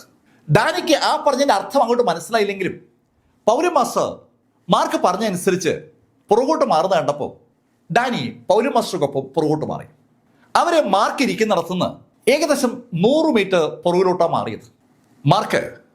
മാർക്കിന്റെ ബോഡിയിലെ ആ ഡാൻറ്റൈൻ പോയിന്റിലേക്ക് ശ്രദ്ധ ഇപ്പോൾ പൂർണ്ണമായും കേന്ദ്രീകരിച്ചു കഴിഞ്ഞു. മാർക്കിന്റെ ഡാൻറ്റയിൽ നിന്ന് ഊർജം മാർക്ക് സകല പോയിന്റിലേക്കും പതുക്കെ റിലീസ് തുടങ്ങിയാണ്. മാർക്കിന്റെ മനസ്സിനെ കേന്ദ്രീകരിച്ചു. മാർഷൽ സെയിന്റ് എന്നുള്ള ആ ലക്ഷ്യത്തിലേക്ക് മനസ്സ് കേന്ദ്രീകരിച്ച മാർഷൽ സെയിന്റ് ആകാനുള്ള ഒരു ആക്ടിവിറ്റിയിലേക്ക് ബോഡിയെ പതുക്കെ നയിക്കുകയാണ്.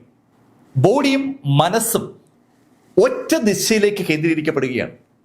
അധികം സമയം കഴിയുമ്പോൾ ആകാശത്ത് ആ വർണ്ണാഭമായ മേഘങ്ങൾ പ്രത്യക്ഷപ്പെട്ടു. ശരിക്കും മനോഹരങ്ങളായ അനവധി മേഘങ്ങൾ ആകാശത്ത് പ്രത്യക്ഷപ്പെട്ടപ്പോൾ ഡാനിക്ക് അതൊരു കൗതുകം ഉണ്ടാക്കുകയാണ്. അയാൾ ഈ വിഷയങ്ങളൊന്നും ശ്രദ്ധിക്കുന്ന വ്യക്തിയേ അല്ല.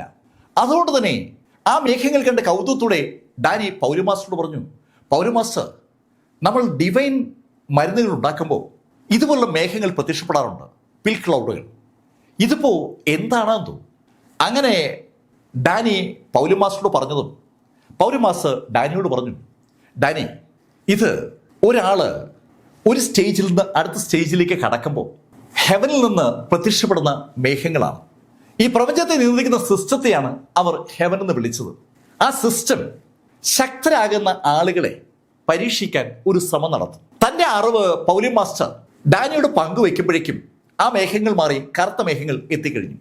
ഉടൻ തന്നെ ആ ഇടിമിന്നലും ആരംഭിച്ചു. അതിശക്തമായ ഇടിമിന്നൽ വീണു തുടങ്ങിയപ്പോഴാണ് ശരിക്കും ഡാനിക്ക് കഥ മനസ്സിലാവുന്നത്. ഡാനിയും പൗലൻ മാസ്റ്ററും നിൽക്കുന്ന അടുത്തേക്ക് വരെ ആ ശക്തമായ മിന്നലിൽ പതിച്ചു തുടങ്ങി. അത് കണ്ടതും ഡാനിയെ കുറെ കൂടെ ദൂരത്തേക്ക് പൗലൻ മാസ്റ്റർ വലിച്ചു മാറ്റി.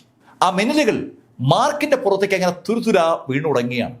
സ്വാഭാവികമായും ദൂരെ നിൽക്കുന്ന ഡാനിക്കും ആ കാഴ്ച കാണാൻ പറ്റുന്നുണ്ട്. മാർക്കിന്റെ ബോഡിയിൽ മിന്നൽ വീഴുമ്പോൾ ആ ബോഡി ഒന്ന് പൊട്ടുന്നതും തൊലി തെറിക്കുന്നതും ചത ഇളകുന്നതും ഒക്കെ കാണാം. ഒന്നാമത്തെ ട്രിബുലേഷൻ കഴിഞ്ഞതും മാർക്കിന്റെ ബോഡി വീണ്ടും റീകൂപ്പ് ചെയ്തു. ഉടൻ രണ്ടാമത്തെ ട്രിബുലേഷൻ ആരംഭിച്ചു. അങ്ങനെ 2, 3, 4 ട്രിബുലേഷൻ ആയപ്പോൾ ഡാനി പൗലൻ മാസ്റ്ററോട് ചോദിച്ചു, യുവാന, ഇപ്പോഴാ എനിക്ക് കഥ മനസ്സിലായത്. യുവാന, ആ മാർക്ക് ഫെല്ലർ നിന്റെ ആ സുഹൃത്തിന്റെ മകനല്ലേ? അങ്ങനെ ഡാനി ചോദിച്ചതും യുവാനയുടെ മുഖത്ത് പെട്ടെന്ന് ആ പ്രായത്തിലും ഒരു നാണം ഇരച്ചു കയറി. അതെ, അദ്ദേഹത്തിന്റെ മകനാണ്. യുവാന, അവനെ കണ്ടപ്പോഴേ എനിക്കൊരു സംശയം തോന്നിയിരുന്നു. അദ്ദേഹത്തിന്റെ അതേ മുഖഛായയാണ് അവനുള്ളത്. എവിടെയോ കണ്ടു മറന്ന മുഖമാണല്ലോ ഈ ചെറുപ്പക്കാരനെന്ന് ഞാൻ ആ നിമിഷം മുതൽ ആലോചിക്കുകയായിരുന്നു. ഇപ്പോഴല്ലേ എനിക്ക് കാര്യം മനസ്സിലായത്. യുവാന, നീ ഉള്ള കാര്യം പറ. നീ എന്താ നിന്റെ വിവാഹത്തിന് എന്നെ ക്ഷണിക്കാത്തത്? ഡാനിയുടെ ചോദ്യത്തിന്റെ അർത്ഥം ശരിക്കും വ്യക്തമായിട്ട് തന്നെ പൗലുമാസ്റ്റർക്ക് മനസ്സിലായി. പൗലുമാസ്റ്റർ ചിരിച്ചുകൊണ്ട് ഡാനിയോട് പറഞ്ഞു, ഏയ് ഡാനി, ഞാനല്ല അവന്റെ അമ്മ. ഏയ് യുവാന, നീ അപ്പൊ മാർക്കിന്റെ അച്ഛനെ കല്യാണം കഴിച്ചില്ലേ? നിങ്ങൾ തമ്മിൽ നല്ല അടുപ്പത്തിലായിരുന്നല്ലോ. ഞാൻ കരുതിയത് നീ അദ്ദേഹത്തെ കല്യാണം കഴിക്കുമെന്നാണ്. അതിന് മറുപടി പറയാതെ പൗലുമാസ്റ്റർ മാർക്ക് ഫെല്ലർ തന്നെ അങ്ങനെ നോക്കി നിൽക്കുകയാണ്.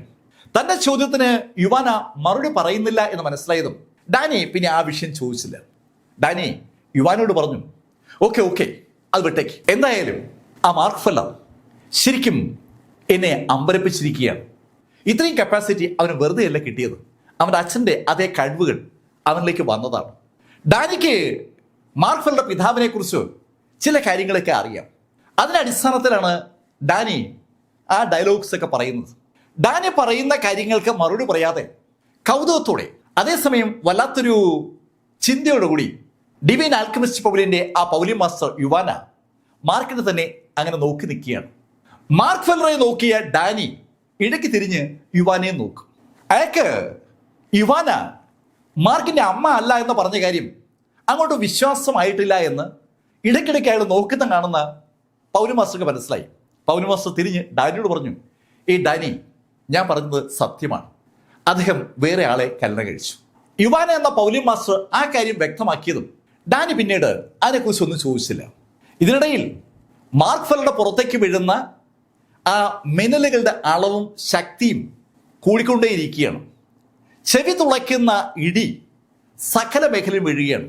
മാർക്ക് ഫെല്ലറുടെ അടുത്ത് വീണുകൊണ്ടിരുന്ന മിന്നല് ഇപ്പോൾ പൗലിൻ മാസ്റ്ററുടെയും അതുപോലെ ഡാനിയുടെയും അടുത്തേക്ക് എത്തിയതും അവർ കുറെ കൂടി പുറകോട്ട് മാറി. ഇപ്പോ മാർക്ക് ഫെല്ലറും അവരും തമ്മിലുള്ള അകലം ഏകദേശം 500 മീറ്ററാണ്. അങ്ങ് ദൂരെയായി മാർക്ക് ഫെല്ലറുടെ അടുത്ത് ശരിക്കും ആയിരക്കണക്കിന് സൂര്യന്മാർ ഒന്നിച്ച് ഉദിച്ചു വരുമ്പോൾ ഉണ്ടാകുന്ന പ്രകാശം അവർക്ക് കാണാം. മാർക്ക് ഇങ്ങനെ പ്രകാശത്തെ കുളിച്ച് നിൽക്കുകയാണ്. മാർക്കിന്റെ പുറത്തേക്ക് മിന്നലുകൾ ഇങ്ങനെ വീണുകൊണ്ടേയിരിക്കുകയാണ്. ഇപ്പോ 6th ട്രിബുലേഷനും കഴിഞ്ഞിരിക്കുകയാണ്. ഇനി 2 ട്രിബുലേഷൻ കൂടിയേ ഉള്ളൂ, 7th 8th. ഡാനിയോട് സംസാരിക്കുന്നുണ്ടെങ്കിലും ശരിക്കും പൗലിൻ മാസ്റ്റർ ആ ട്രിബുലേഷൻ കറക്റ്റായി എണ്ണിക്കൊണ്ടിരിക്കുകയാണ്. ആ സമയത്താണ് പെട്ടെന്ന് ഒരു ശബ്ദം അവർ കേട്ടത്. ശബ്ദം കേട്ട് ഡാനിയും പൗലിൻ മാസ്റ്ററും തിരിഞ്ഞു നോക്കുമ്പോൾ അവിടേക്ക് ഏകദേശം 50 മുകളിൽ പ്രായമുള്ള ഒരാൾ നടന്നു വരുന്നതാണ് കണ്ടത്. അയാൾ നടന്ന് പൗലിൻ മാസ്റ്ററുടെയും ഡാനിയുടെ അടുത്തെത്തിയതും ഉറക്കെ അവരോട് ചോദിച്ചു, ഏയ് ആരാധ?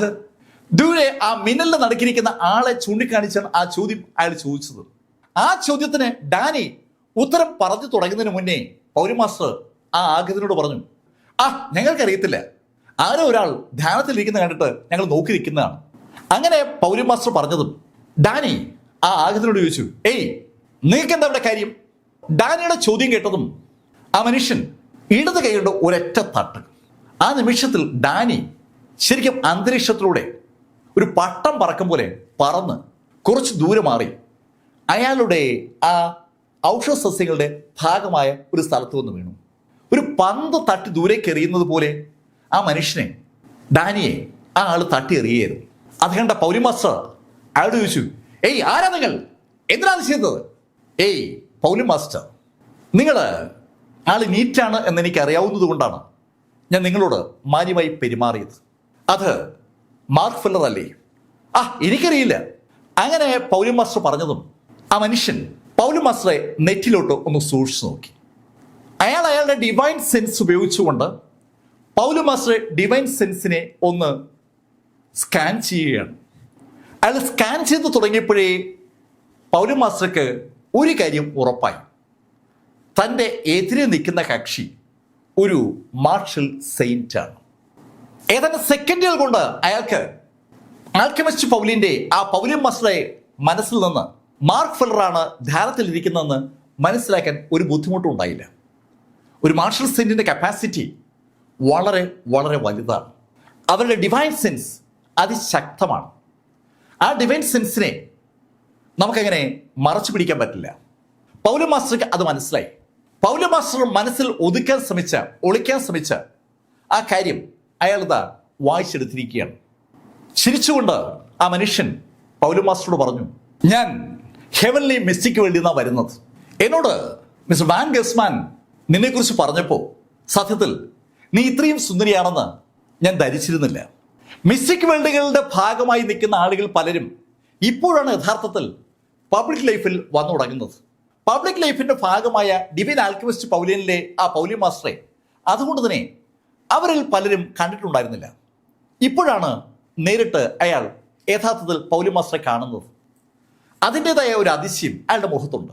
അയാൾ ചിരിച്ചുകൊണ്ട് പൗലിയൻ മാസ്റ്റർ പറഞ്ഞു, ഏയ് യുവാന, നിന്നെ ആ വാൻ ഗസ്മാൻ ശരിക്കും ഇഷ്ടപ്പെട്ടതിൽ ഒരു തെറ്റും ഞാൻ കാണുന്നില്ല. എന്തായാലും നിന്നെ കൂടി ഞാൻ കൊണ്ടുപോകും. ആ ഗസ്മാന് നിന്നെ കാഴ്ചവെച്ചാൽ അവൻ എനിക്ക് നല്ല പ്രതിഫലം നൽകും. വളരെ സിമ്പിളായിട്ടൊരു കാര്യം പറയുന്ന ശൈലിയിലാണ് ഈ സമയത്ത് ആ മാർഷൽ സെയിന്റ് പൗലിയൻ മാസ്റ്ററോട് സംസാരിക്കുന്നത്. അയാൾ എന്നിട്ട് പൗലിയൻ മാസ്റ്ററോട് പറഞ്ഞു, എൻ്റെ പേര് ഞാൻ പറഞ്ഞില്ലല്ലോ, എൻ്റെ പേര് ലീസി ക്യുനിൻ. ഏയ് ലീസി ക്യുനിൻ, നിനക്ക് എന്താ വേണ്ടത്? ഏയ് യുവാന, എനിക്ക് എന്താ വേണ്ടതെന്ന് ഞാൻ നിന്നോട് പറഞ്ഞു കഴിഞ്ഞല്ലോ. ഞാൻ മാർക്ക് ഫെല്ലറെ കൊല്ലാൻ പോവുകയാണ്. കൊന്നതിന് ശേഷം നിന്നെ ഞാൻ ഇവിടുന്ന് കൊണ്ടുപോകും. നിന്നെ ആ ഗസ്മാന് ഞാൻ കൊടുക്കുകയും ചെയ്യും. അങ്ങനെ യുവാന എന്ന പൗലിയൻ മാസ്റ്ററോട് ആ വ്യക്തി പറഞ്ഞപ്പോൾ മാർക്ക് ഫെല്ലറുടെ പുറത്ത് 7ാമത്തെ ട്രിബുലേഷനും വീണ് കഴിഞ്ഞു. 8ാമത്തെ ട്രിബുലേഷൻ സ്റ്റാർട്ട് ചെയ്തിരിക്കുകയാണ്. ഈ സമയത്ത് മാർക്ക് ഫെല്ലറെ നോക്കിയ മാർഷൽ സെയിന്റ് ആ കഥ മനസ്സിലാക്കി. മാർക്ക് ഫെല്ലർ അവസാനത്തെ സ്റ്റേജിലേക്ക് കടക്കുകയാണ്. അങ്ങനെ തോന്നിയതും അയാൾ മുന്നോട്ട് കുതിക്കാൻ തുടങ്ങി. അയാൾ മുന്നോട്ട് കുതിക്കാൻ തുടങ്ങിയതും പൗലിയൻ മാസ്റ്റർ മുന്നിൽ കയറി നിന്നു. ഏയ് അങ്ങോട്ട് പോകാൻ പാടില്ല. പൗലിയൻ മാസ്റ്റർ, നിങ്ങളോട് ഒരു ബഹുമാനം ഉള്ളത് കൊണ്ടാണ് നിങ്ങളെ ഞാൻ ഒന്നും ചെയ്യാത്തത്. അങ്ങനെ പറഞ്ഞ അയാളുടെ കൈ ഒന്ന് ഉയർത്തിയതും അയാളുടെ കയ്യിൽ പ്രകാശം കേന്ദ്രീകരിക്കപ്പെട്ടു. അയാളുടെ കയ്യിലേക്ക് കേന്ദ്രീകരിക്കപ്പെട്ട ആ പ്രകാശത്തെ അയാളുടെ കയ്യിലേക്ക് ഒതുക്കിയിട്ട് മുട്ടു ചുരുട്ടി ആ പ്രകാശം കൊണ്ട് ശരിക്കും ശക്തമായി ഒരൊറ്റ പഞ്ച്. അയാളുടെ കയ്യിൽ നിന്ന് ആ പ്രകാശം, ആ പഞ്ചിന്റെ ഫലമായിട്ട് മുന്നോട്ട് ഒരു ബുള്ളറ്റ് പോലെ പാഞ്ഞ് പൗലിയൻ മാസ്റ്റർ നേരെ വന്നു. പൗലിയൻ മാസ്റ്റർ ആ നിമിഷം തന്നെ കാലൊന്ന് തറയിൽ അമർത്തി ചവിട്ടിയതും പൗലിയൻ മാസ്റ്റർ ബോഡിക്ക് ചുറ്റുമായി അനവധി താമരകളുണ്ടായി. പർപ്പിൾ നിറത്തുള്ള താമരകൾ. അവരുടെ ട്രംപ് കാർഡാണ് ആ പർപ്പിൾ താമരകൾ. ആ പർപ്പിൾ താമരകൾ അവർക്ക് ചുറ്റും ഉണ്ടായതും ആ പർപ്പിൾ താമരയിൽ ആ പ്രകാശം വന്നിടിച്ചു. ആ പ്രകാശം ചിതറിയതും ആ മാർഷൽ സെയിന്റ് ലീസി ക്യുനിൻ ശരിക്കും ഉറക്കങ്ങ് ചിരിച്ചു പോവുകയാണ്. ഹേയ് യുവാന, നീ ശരിക്കും എൻ്റെ ഒരു പഞ്ച് തടുത്തിരിക്കുകയാണ്. കൊള്ളാം, എനിക്കിഷ്ടമായി. അങ്ങനെ അയാൾ പറഞ്ഞിട്ട് മാർക്ക് ഫെല്ലറുടെ ഭാഗത്തേക്ക് നോക്കുമ്പോൾ മാർക്ക് ആ 8ാമത്തെ സ്റ്റേജിന്റെ ഏതാണ്ട് അവസാന ഭാഗത്തേക്ക് എത്തിയെന്ന് മനസ്സിലായത്. അയാൾ ശക്തമായി യുവാനെ ഒന്ന് പഞ്ച് ചെയ്തിട്ട് ഒരൊറ്റ ജമ്പ്. അയാളുടെ ലക്ഷ്യം മാർക്ക് ഫെല്ലറുടെ സമീപത്തേക്ക് എത്തുക എന്നുള്ളതാണ്. മാർക്ക് ഫെല്ലറുടെ സമീപത്തേക്ക് അയാൾ കുതിച്ചപ്പോഴാണ് അയാൾക്ക് ആ ബുദ്ധിമുട്ട് മനസ്സിലായത്. മാർക്ക് ഫെല്ലറെ കവർ ചെയ്തുകൊണ്ട് വൻതോതിൽ മിന്നലുകൾ വീണുകൊണ്ടിരിക്കുകയാണ്. ഒരു കുഞ്ഞിനും ആ ഭാഗത്തേക്ക് ചെല്ലാൻ കഴിയാത്ത ശൈലിയിൽ ശക്തമായി മിന്നൽ വീഴുകയാണ്. ആ മിന്നൽ വീണ ഭാഗത്ത് നേരത്തെ ഉണ്ടായിരുന്ന ചെടികൾ ഒന്നും തന്നെ ഇപ്പോൾ ഇല്ല. അവിടെ അതെല്ലാം കരിഞ്ഞ് വരണ്ടിരിക്കുകയാണ്. മണ്ണ് പോലും ചീറി തെറിക്കുകയാണ്. ശരിക്കും ഒരു പൊടി പടലം ആ ചുറ്റുപാടുമുണ്ട്. മിന്നലും പൊടി പടലവും ഇല കരിഞ്ഞതിന്റെ ഫലമായി ഉണ്ടായ പുകയെല്ലാം കൂടി ചേർന്ന് ഒരു വല്ലാത്ത അന്തരീക്ഷമാണ് അവിടെ ഉണ്ടായിരിക്കുന്നത്. അവിടേക്ക് കയറാൻ പറ്റില്ലെന്ന് തോന്നിയതും പെട്ടെന്ന് അയാളുടെ എൻ്റെ എനർജിയും വലത് കൈയിലേക്ക് കേന്ദ്രീകരിച്ച ശേഷം ആ കൈ ഒന്ന് അനക്കിപ്പോ അനവധി രശ്മികൾ ആ കയ്യിൽ നിന്നുണ്ടായി. ശരിക്കും അമ്പുകൾ പോലെ തോന്നുന്ന ആ രശ്മികൾ അതിവേഗം ആ പുകയ്ക്കിടയിലൂടെ അയാൾ മാർക്ക് ഫെല്ലർ ഇരിക്കുന്ന ദിക്ക് ലക്ഷ്യമാക്കിക്കൊണ്ട് അതിവേഗം ഒന്ന് പായിച്ചു. മാർക്കിന്റെ ബോഡിയിലേക്ക് ആ അമ്പുകൾ നുഴഞ്ഞു കയറുമെന്ന് അയാൾക്ക് 100% ഉറപ്പാണ്. അയാളുടെ മാസ്റ്റർ ടെക്നിക്കാണ്, അയാളുടെ ട്രംപ് കാർഡാണ് അയാൾ ഉപയോഗിച്ചത്. മാർക്ക് കൊല്ലപ്പെട്ടു എന്ന് ഉറപ്പായതും അയാൾ ഓടി പൗലിയൻ മാസ്റ്റർ അടുത്തേക്ക് വന്നു. ആ സമയത്ത് പൗലിയൻ മാസ്റ്റർ തറയിന്ന് എണീക്കാൻ ശ്രമിക്കുകയാണ്. പൗലിയൻ മാസ്റ്റർ മുന്നിലേക്ക് വന്ന ലീസി ക്യുനിൻ പൗലിയൻ മാസ്റ്ററോട് പറഞ്ഞു, ഹേയ് യുവാന, നീ ഇത്ര ബുദ്ധിമുട്ടി എന്നോട് ഫൈറ്റ് ചെയ്യേണ്ട കാര്യമില്ല. നിന്റെ ലൈഫ് ആ ഗസ്മാനൊപ്പം സുന്ദരമായി അങ്ങ് പോവും. ഗസ്മാൻ നിന്നെ തെല്ലൊന്നുമല്ല മോഹിക്കുന്നത്, നിന്നെ ഞാൻ അങ്ങോട്ടേക്ക് കൊണ്ടുപോകാൻ പോവുകയാണ്.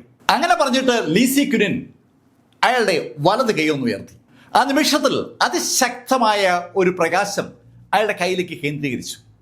പൗലിയൻ മാസ്റ്ററുടെ തുറുപ്പ് ചീട്ട് ആ പർപ്പിൾ ലോട്ടസ് ആണ്. ആ പർപ്പിൾ ലോട്ടസിനെ തകർത്തെറിഞ്ഞുകൊണ്ടാണ് ലീ സി ക്യുനിൻ നേരത്തെ പൗലോ മാസ്റ്ററെ ഇടിച്ചു തെറിപ്പിച്ചത്. അതുകൊണ്ട് തന്നെ വീണ്ടും അത് ട്രൈ ചെയ്യുന്നതിൽ ഒരു അർത്ഥവുമില്ല എന്ന് പൗലോ മാസ്റ്റർക്ക് അറിയാം. പക്ഷെ അവർക്ക് പിടിച്ചു നിന്നല്ലേ പറ്റൂ.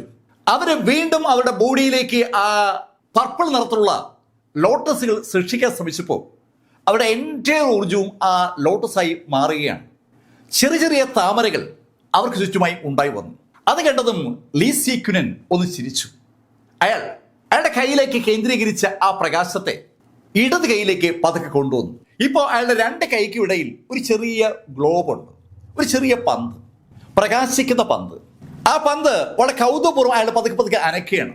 അയാൾ പൗലോ മാസ്റ്ററോട് ഒരു ഗെയിം കളിക്കുകയാണെന്ന് തോന്നുന്ന ശൈലിയിലാണ് അയാൾ ആ ബോൾ അനക്കുന്നത്.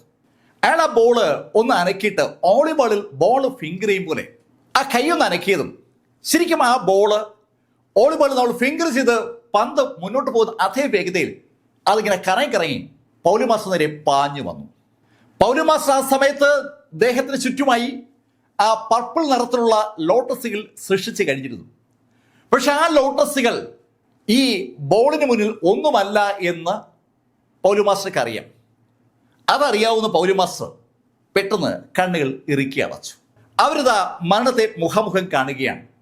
അവരെ കണ്ണുകൾ ഇറുക്കി അടച്ചതും ആ പന്ത് ശരിക്കും പ്രകാശ വേഗതയിൽ തന്നെ പൗലോ മാസ്റ്റർ അടുത്തേക്ക് പാഞ്ഞെത്തുകയും ചെയ്തു. പക്ഷെ ആ നിമിഷത്തിൽ തന്നെ ആ പന്ത് പൗലോ മാസ്റ്റർ തൊട്ടു മുന്നിൽ തടയപ്പെട്ടു. ഒരു സുവർണ പ്രകാശം ആ പന്തിനെ തടുത്തതാണ്. തന്നെ രണ്ട് കൈ ഉപയോഗിച്ച പന്തിനെ ഒന്ന് ഫിംഗർ ചെയ്ത ലീ സി ക്യുനിൻ ആ പന്ത് പെട്ടെന്ന് സ്ട്രക്കായിപ്പോൾ അറിയാതെ ആ ഭാഗത്തേക്ക് ഒന്ന് തുറച്ചു നോക്കുമ്പോൾ അയാൾ സൃഷ്ടിച്ച പന്തിന്റെ മറുഭാഗത്തായി ഒരു സുവർണ പ്രകാശം അയാളുടെ ദൃഷ്ടിപ്പെട്ടു. ആ സുവർണ പ്രകാശം പെട്ടെന്നാണ് ഒരു രൂപമായി മാറിയത്. മാർക്ക് ഫെല്ലർ ആ പന്തിന് തൊട്ടു മുന്നിൽ നിൽക്കുകയാണ്. അയാൾ മാർക്ക് ഫെല്ലറെ കണ്ട ആ നിമിഷത്തിൽ മാർക്ക് ആ പന്തിലിട്ടൊരൊറ്റ പഞ്ച്. ആ നിമിഷത്തിൽ ആ പന്ത് ചെറു തരികളായി അങ്ങ് ചിതറി. തൻ്റെ പുറത്ത് ആ പന്ത് പതിച്ചില്ല എന്ന യാഥാർത്ഥ്യം മനസ്സിലാക്കിയ പൗലോ മാസ്റ്റർ കണ്ണു തുറക്കുമ്പോൾ പൗലോ മാസ്റ്റർ തൊട്ടു മുന്നിൽ മാർക്ക് ഫെല്ലർ നിൽക്കുകയാണ്. തൻ്റെ തൊട്ടു മുന്നിലുള്ളത് മാർക്കാണെന്ന് ഒറ്റ നോട്ട് തന്നെ പൗലോ മാസ്റ്റർ മനസ്സിലായി. പൗലോ മാസ്റ്റർ മാർക്ക് എന്ന് വിളിച്ചതും മാർക്ക് ഒരു കൈ കൊണ്ട് പൗലോ മാസ്റ്ററെ ദേഹത്തോട് ചേർത്ത് പിടിച്ചു. ശരിക്കും ഒരു മകൻ അമ്മയെ ചേർത്ത് പിടിക്കുന്ന പോലെ പൗലോ മാസ്റ്ററെ മാർക്ക് ചേർത്ത് പിടിച്ചു. മാർക്കിന്റെ ദേഹത്തോട് ചേർന്ന് നിൽക്കുമ്പോൾ പൗലോ മാസ്റ്റർക്ക് അത് അങ്ങനെ തന്നെ ഫീൽ ചെയ്യുകയാണ്. പൗലോ മാസ്റ്ററെ ദേഹത്തോട് ചേർത്ത് നിർത്തിയ മാർക്ക് ഫെല്ലർ തൻ്റെ മുന്നിൽ നിൽക്കുന്ന ആളെ ഒന്ന് സൂക്ഷിച്ചു നോക്കി. ഈ സമയത്ത് ആ ആള് മാർക്കിനോട് ചോദിച്ചു, ഏയ് മാർക്ക് ഫെല്ലർ, നീ കൊല്ലപ്പെട്ടില്ലേ? അയാളുടെ ട്രംപ് കാർഡായിരുന്നു ആ പ്രകാശം കൊണ്ടുള്ള അമ്പുകൾ. നൂറുകണക്കിന് അമ്പുകളാണ് അയാൾ യഥാർത്ഥത്തിൽ മാർക്കിന്റെ പുറത്തേക്ക് തറച്ചു കയറത്തക്ക പരുവത്തിൽ അയച്ചത്. അയാളുടെ ആ സൃഷ്ടി മാർക്കിന് മുന്നിൽ വിലപ്പോയില്ല എന്ന് വ്യക്തമാവുകയാണ്. അയാൾ ഒരു നിമിഷത്തെ അമ്പരപ്പിന് ശേഷം വീണ്ടും മാർക്കിനോട് ചോദിച്ചു, മാർക്ക്, നീ മാർഷൽ സെയിന്റ് ആയല്ലേ? പൗലോ മാസ്റ്റർ ചോദിക്കാനിരുന്ന അതേ ചോദ്യം മാർക്ക് ഫെല്ലറോട് ലീ സി ക്യുനിൻ ചോദിച്ചിരിക്കുകയാണ്. ലീ സി ക്യുനിൻ അത് ചോദിക്കുമ്പോൾ പൗലോ മാസ്റ്റർ മുഖത്ത് ശരിക്കും വല്ലാത്തൊരു ആത്മവിശ്വാസവും വല്ലാത്തൊരു ഭാവവുമുണ്ട്. എന്തോ നേടിയ ഒരു ഭാവമാണ് ഇപ്പോൾ പൗലോ മാസ്റ്റർ മുഖത്തുള്ളത്. അവർ പോലും അറിയാതെ മാർക്കിനൊപ്പം ചേർന്ന് നിൽക്കുകയാണ്.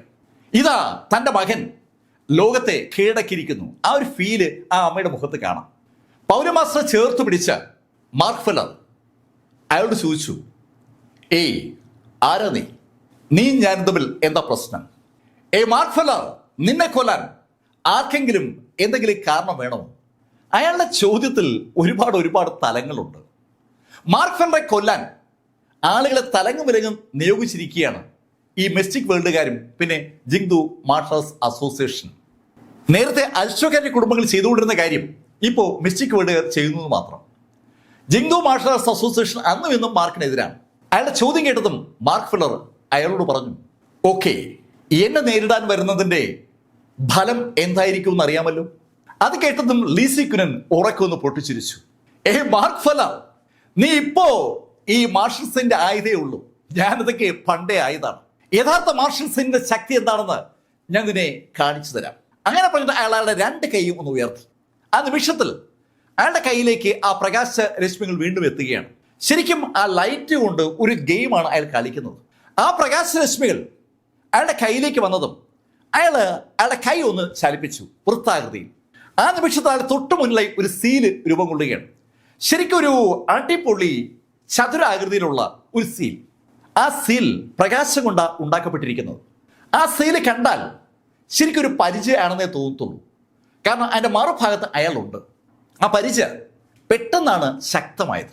അതിൽ നിന്ന് പുറത്തേക്ക് വമിക്കുന്ന പ്രകാശത്തിന്റെ അളവും കൂടി വന്നതും ചിരിച്ചുകൊണ്ട് ലീസി കുനൻ ആ പരിചയം ഒറ്റ ഫോഴ്സിൽ മുന്നോട്ട് തെറിപ്പിച്ചു.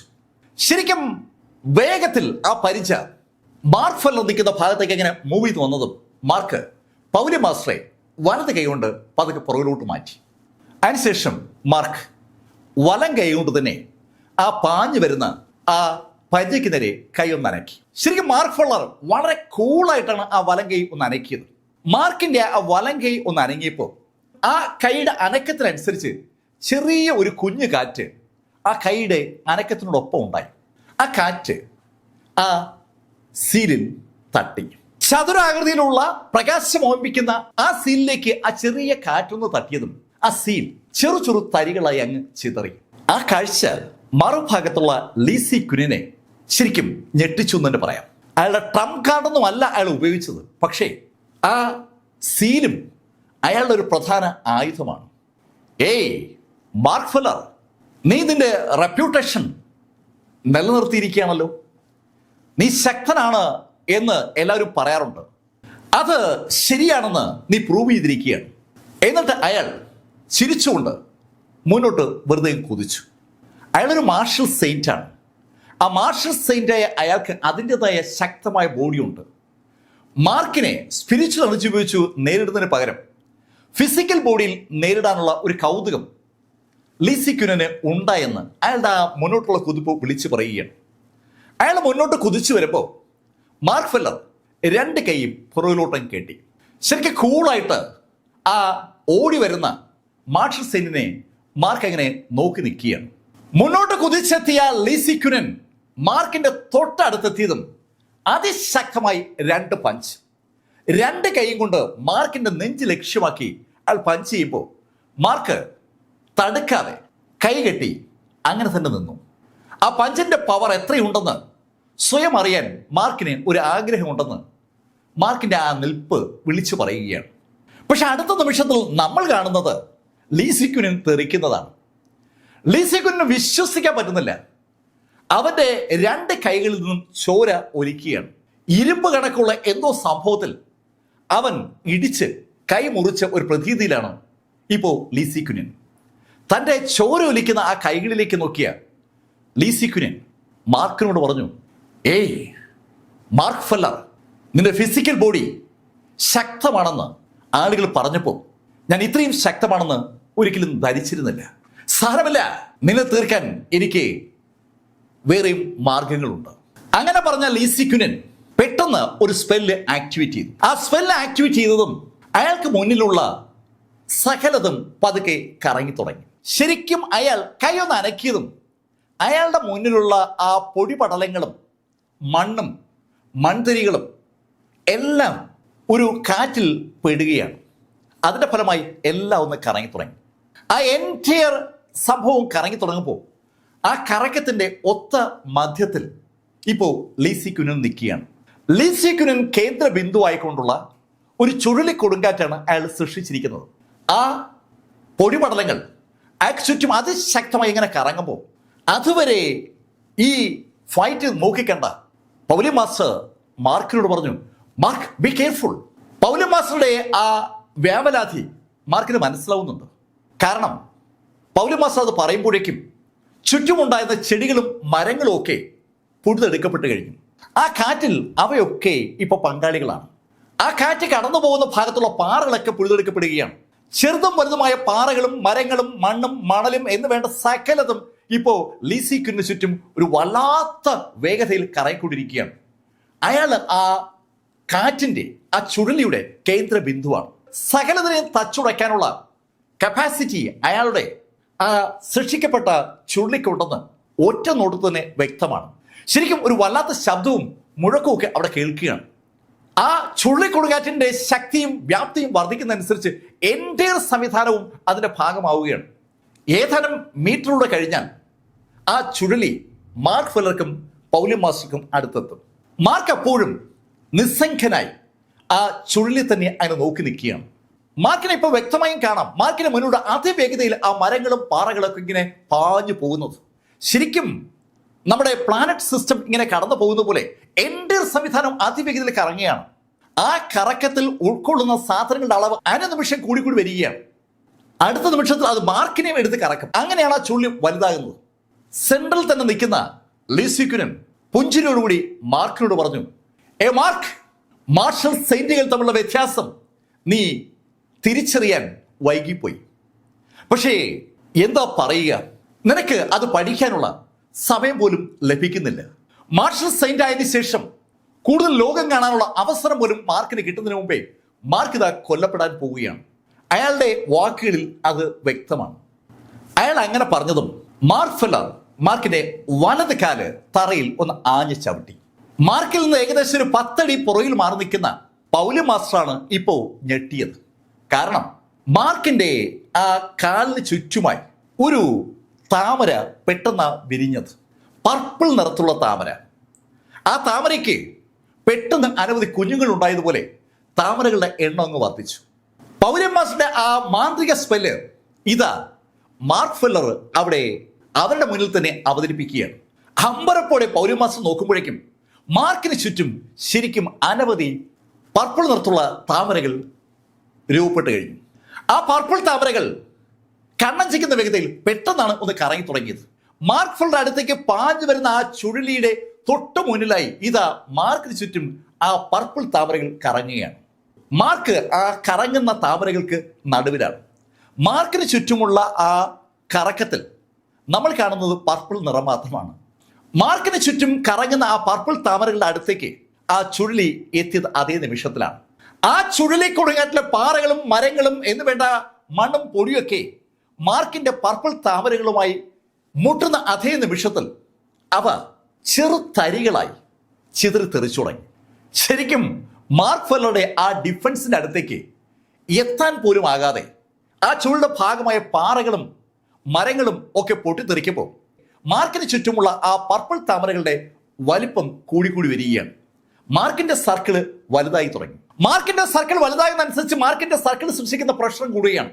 അതിശക്തമായ പ്രഷറിൽ അതിവേഗതയിൽ മാർക്കിന് ചുറ്റുമുള്ള ആ പർപ്പിൾ സർക്കിൾ ഇങ്ങനെ കൂടിക്കൂടി വരുമ്പോൾ പൗലി മാസ്റ്റർ ഒത്തിരി പുറകോട്ട് മാറി.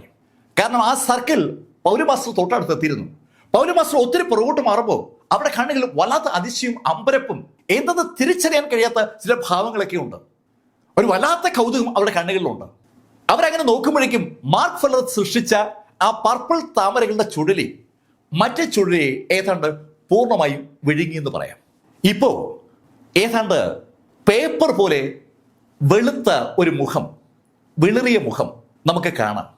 അത് സാക്ഷാൽ ലീസി ക്യുനന്റെ മുഖത്താണ് നമ്മൾ കാണുക. ലീസി ക്യുനൻ അവന്റെ തുറുപ്പ് ചീട്ടാണ് മാർക്ക് ഫെല്ലർക്ക് നേരെ ഉപയോഗിച്ചത്. പക്ഷെ അത് നിമിഷ നേരം കൊണ്ട് ഇത് തകർക്കപ്പെട്ടിരിക്കുകയാണ്. ആ ചുഴലിക്കൊടുങ്കാറ്റ് പൂർണ്ണമായി ഒടുങ്ങിയത് മനസ്സിലായതും മാർക്ക് അയാളുടെ ആ പർപ്പിൾ താമരകൾ പിൻവലിച്ചു. ആ പർപ്പിൾ താമര കാറ്റിനെ പിൻവലിച്ച മാർക്ക് ഫെല്ലർ ലീസി ക്യുനനോട് ചോദിച്ചു, ഇനി എന്തെങ്കിലും നിന്റെ കൈവശം ഉണ്ടോ? ശരിക്കും ഭയന്നു പോയ ലീസി ക്യുനൻ മാർക്കിനോട് പറഞ്ഞു, മാർക്ക്, ഞാൻ ഇപ്പോഴാണ് ആലോചിച്ചത്, നമ്മൾ തമ്മിൽ ഒരു വഴക്കിന്റെ ആവശ്യമില്ലല്ലോ. അല്ലെങ്കിൽ തന്നെ ഞാനെന്തിനാ മാർക്കുമായി വഴക്കുണ്ടാക്കുന്നത്? അയാള് അതിവേഗതയിൽ അനുരഞ്ജനത്തിന്റെ പാതയിലേക്ക് അങ്ങ് ഇറങ്ങുകയാണ്.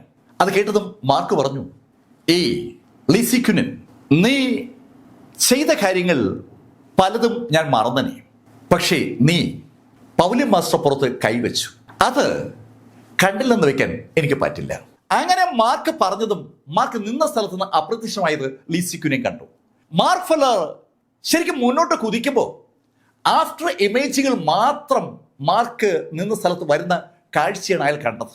മാർക്കിനെ ആദ്യം കണ്ട സ്ഥലത്തുള്ള ഇമേജ് അങ്ങനെ നിൽക്കുമ്പോൾ തന്നെ തൊട്ട് മുന്നിലായി പിന്നെ ഇമേജുകൾ സൃഷ്ടിക്കപ്പെടുന്നതാണ് അയാൾ കണ്ടത്. എന്താണ് സംഭവം എന്ന് അയാൾക്ക് മനസ്സിലാകും മുമ്പ് അയാളുടെ തൊട്ട് മുന്നിൽ മാർക്ക് ഫെല്ലർ നിൽക്കുകയാണ്.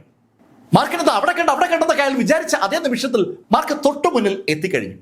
ശരിക്കും വേഗത്തിൽ മാർക്ക് അയാളുടെ മുന്നിലെത്തിയപ്പോൾ അയാൾ മുട്ടടിച്ച് താഴേക്ക് വീണു. ഭയന്നു പോയ ലീസിക്കുനൻ താഴേക്ക് വീണതും മാർക്ക് ഫെല്ലർ ഇടത് കൈകൊണ്ട് അവന്റെ തലമുടി പിടിച്ച് പൊക്കി. ഏയ് ലീസിക്കുനൻ, നീ പൗലം മാസ്റ്ററെ നോട്ടമിട്ട ആ നിമിഷത്തിൽ മരണം ഏറ്റുവാങ്ങിക്കഴിഞ്ഞു. മാർക്കിനെ കൂടുതൽ സംസാരിക്കാൻ താല്പര്യമില്ലാത്തതുകൊണ്ട് മാർക്ക് ഇടത് കൈകൊണ്ട് തലമുടി പിടിച്ചിരിക്കുന്ന ആ ലീസിക്കുനിന്റെ ബോഡിയിലേക്ക് വെറുതെ ഒന്ന് പഞ്ച് ചെയ്യണം. മാർക്കിന്റെ ആ പഞ്ച് ആ മാർഷൽ സെയിന്റിന്റെ നെഞ്ചിൽ പതിക്കുമ്പോൾ നമുക്ക് കാണാൻ കഴിയുന്നത് ആ നെഞ്ച് പൊട്ടിപ്പിളരുന്നതാണ്. ശരിക്കും മാർക്ക് കാഷ്വലായിട്ട് വെറുതെ ഇടിച്ചതേ ഉള്ളൂ.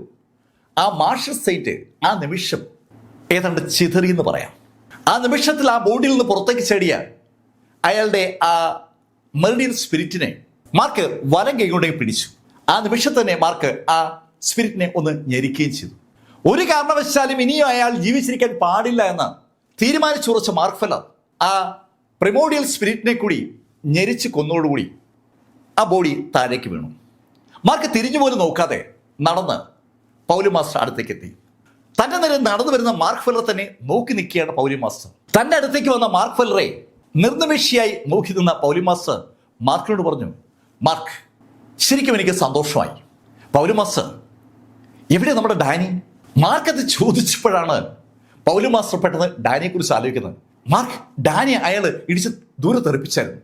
അങ്ങനെ പൗലം മാസ്റ്റർ പറഞ്ഞതും മാർക്കിന്റെ ഡിവൈൻ സെൻസ് റിലീസ് ചെയ്തപ്പോൾ ദൂരെയായി ചെടികൾക്കിടയിൽ കിടക്കുന്ന ഡാനിയെ കണ്ടു. ആ കാഴ്ച കണ്ടതും മാർക്ക് ശരിക്കും വേഗത്തിൽ മിന്നൽ പോലെ പൗലം മാസ്റ്റർ മുന്നിൽ നിന്ന് ഡാനി കിടക്കുന്ന അടുത്തേക്ക് പാഞ്ഞു. കുറച്ച് കഴിഞ്ഞപ്പോൾ മാർക്ക് ഡാനിയുമായി പൗലം മാസ്റ്റർ അടുത്തെത്തി. പൗലം മാസ്റ്റർ അടുത്ത് ഡാനിയെ കൊണ്ട് കിടത്തിയ മാർക്ക് ഫെല്ലർ മാർക്കിന്റെ വലത് കൈ ഡാനിയുടെ നെഞ്ചിലേക്ക് വെച്ചു.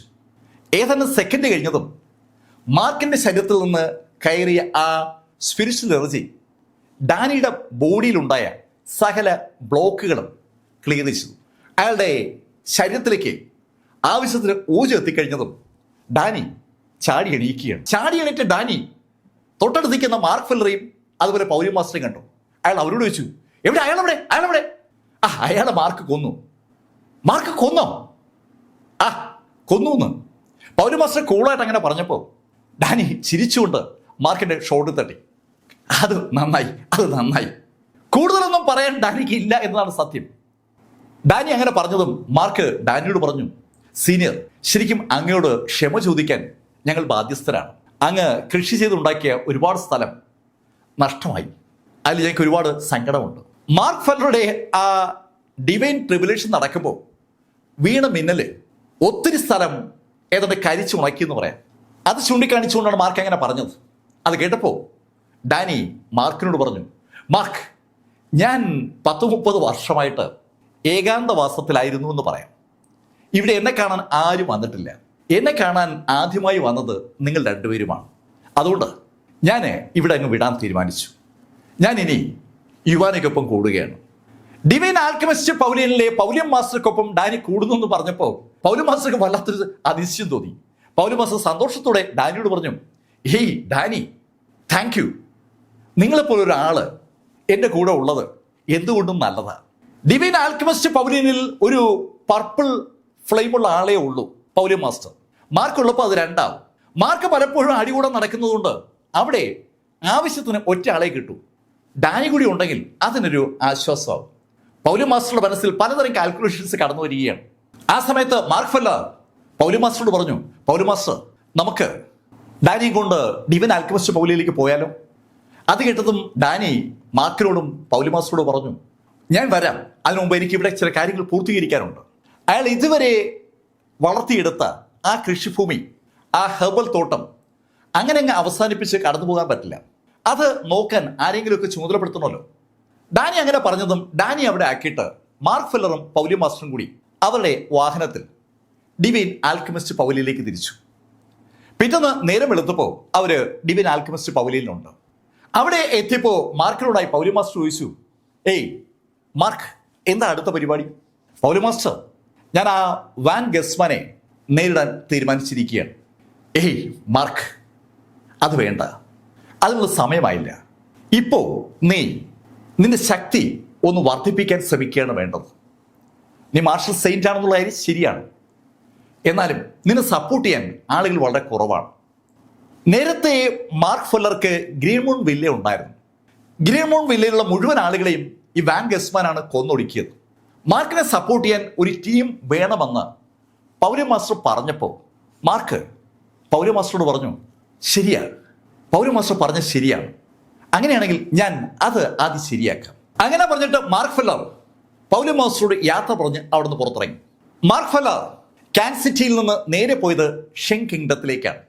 മാർക്ക് ഫെല്ലർ കാൻ സിറ്റിയിൽ എത്തിയതും മാർഷൽ സെയിന്റ് ആയതും ശരിക്കും ആരുടെയും ശ്രദ്ധയിൽപ്പെട്ടിട്ടില്ല എന്ന് തന്നെ പറയാം. മാർക്ക് സൗത്തിലുള്ള വനത്തിനകത്ത് മാർഷൽ സെയിന്റ് ആകുമെന്ന് ആരും കരുതിയിരുന്നില്ല എന്നാണ് സത്യം. ന്യൂ സെലസ്റ്റിൽ നിന്ന് ഒത്തിരി ദൂരെയാണ് ആ സൗത്തിലെ ആ വനമേഖല. അതുകൊണ്ട് തന്നെ മാർക്കിന്റെ ആ വരവും പോക്കും ആരുടെയും ശ്രദ്ധയിൽപ്പെട്ടില്ല. മാർക്ക് നേരെ ഷെങ് കിങ്ഡത്തിലെത്തി. അവിടുന്ന് മാർക്ക് ഹെവൻലി ഗേറ്റിലേക്ക് പോകാനായി എയർപോർട്ടിൽ നിന്ന് ടാക്സിയിൽ യാത്ര ചെയ്യുമ്പോൾ പോകുന്ന വഴിക്ക് ഡ്രൈവറോട് മാർക്ക് സംസാരിക്കുകയാണ്. ഇവിടെ ഈ ഷെങ് കിങ്ഡത്തിൽ ആരാണ് ഏറ്റവും ശക്തർ? സർ, അങ്ങനെ ചോദിച്ചാൽ ഇവിടെ ശക്തമായ ഭരണകൂടങ്ങളൊന്നുമില്ല.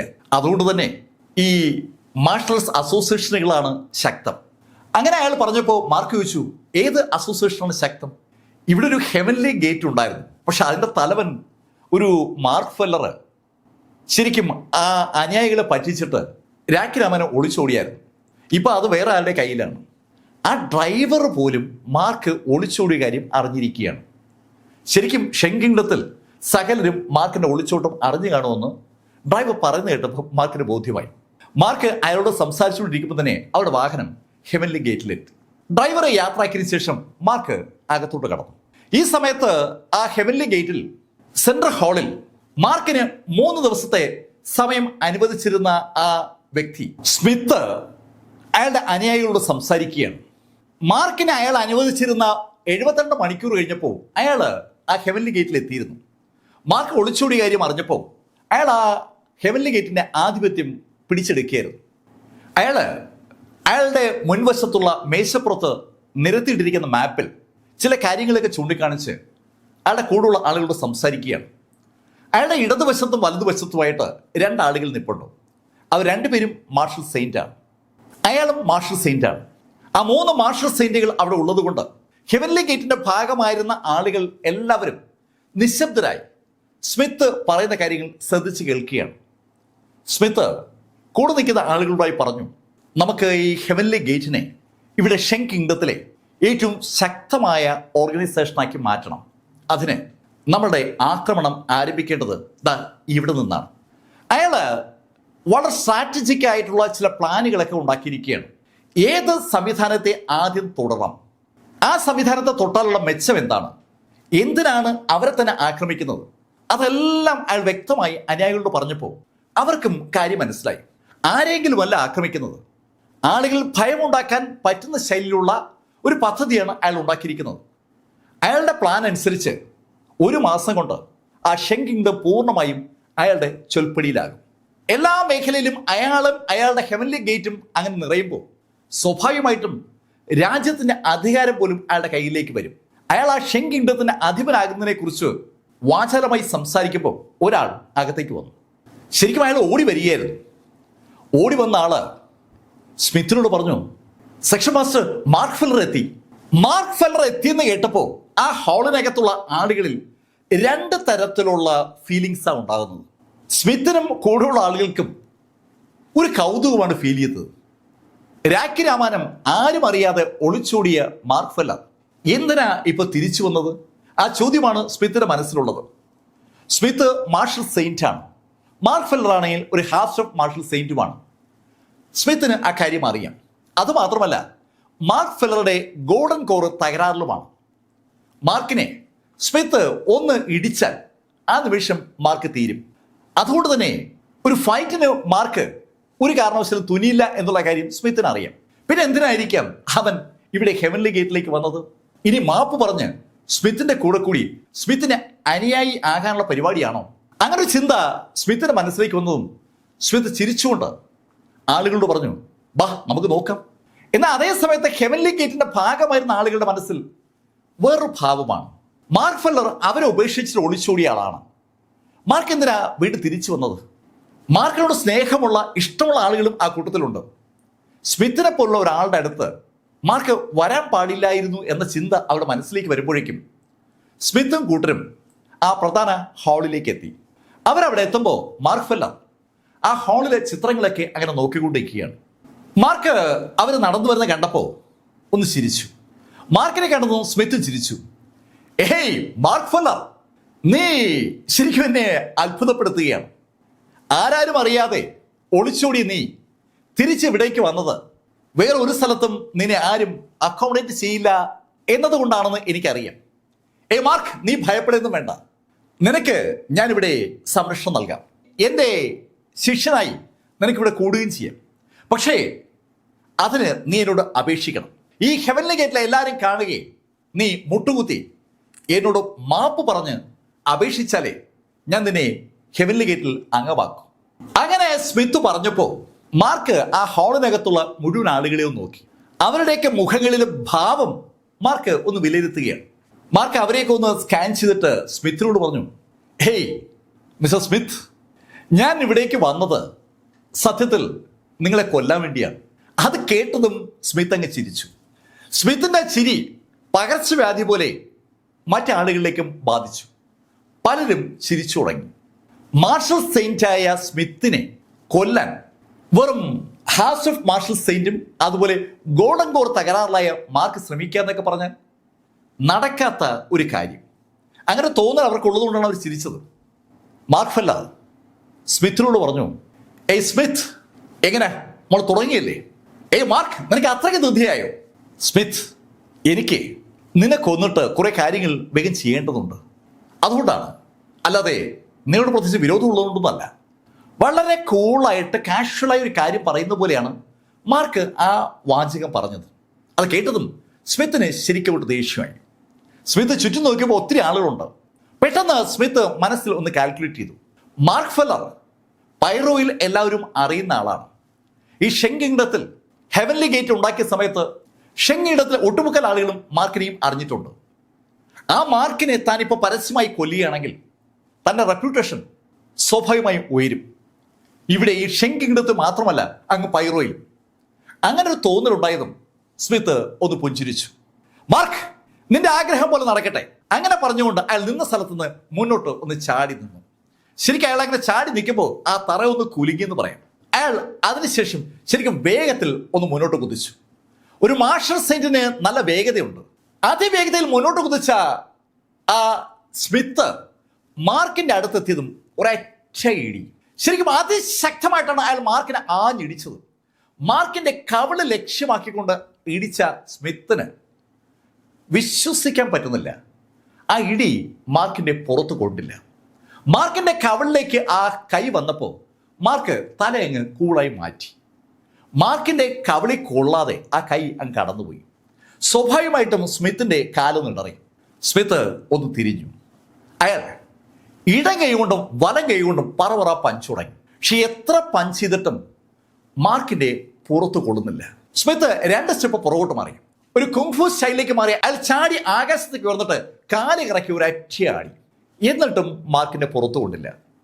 മാർക്ക് കൂളായിട്ട് ഒഴിഞ്ഞു മാറുകയാണ്.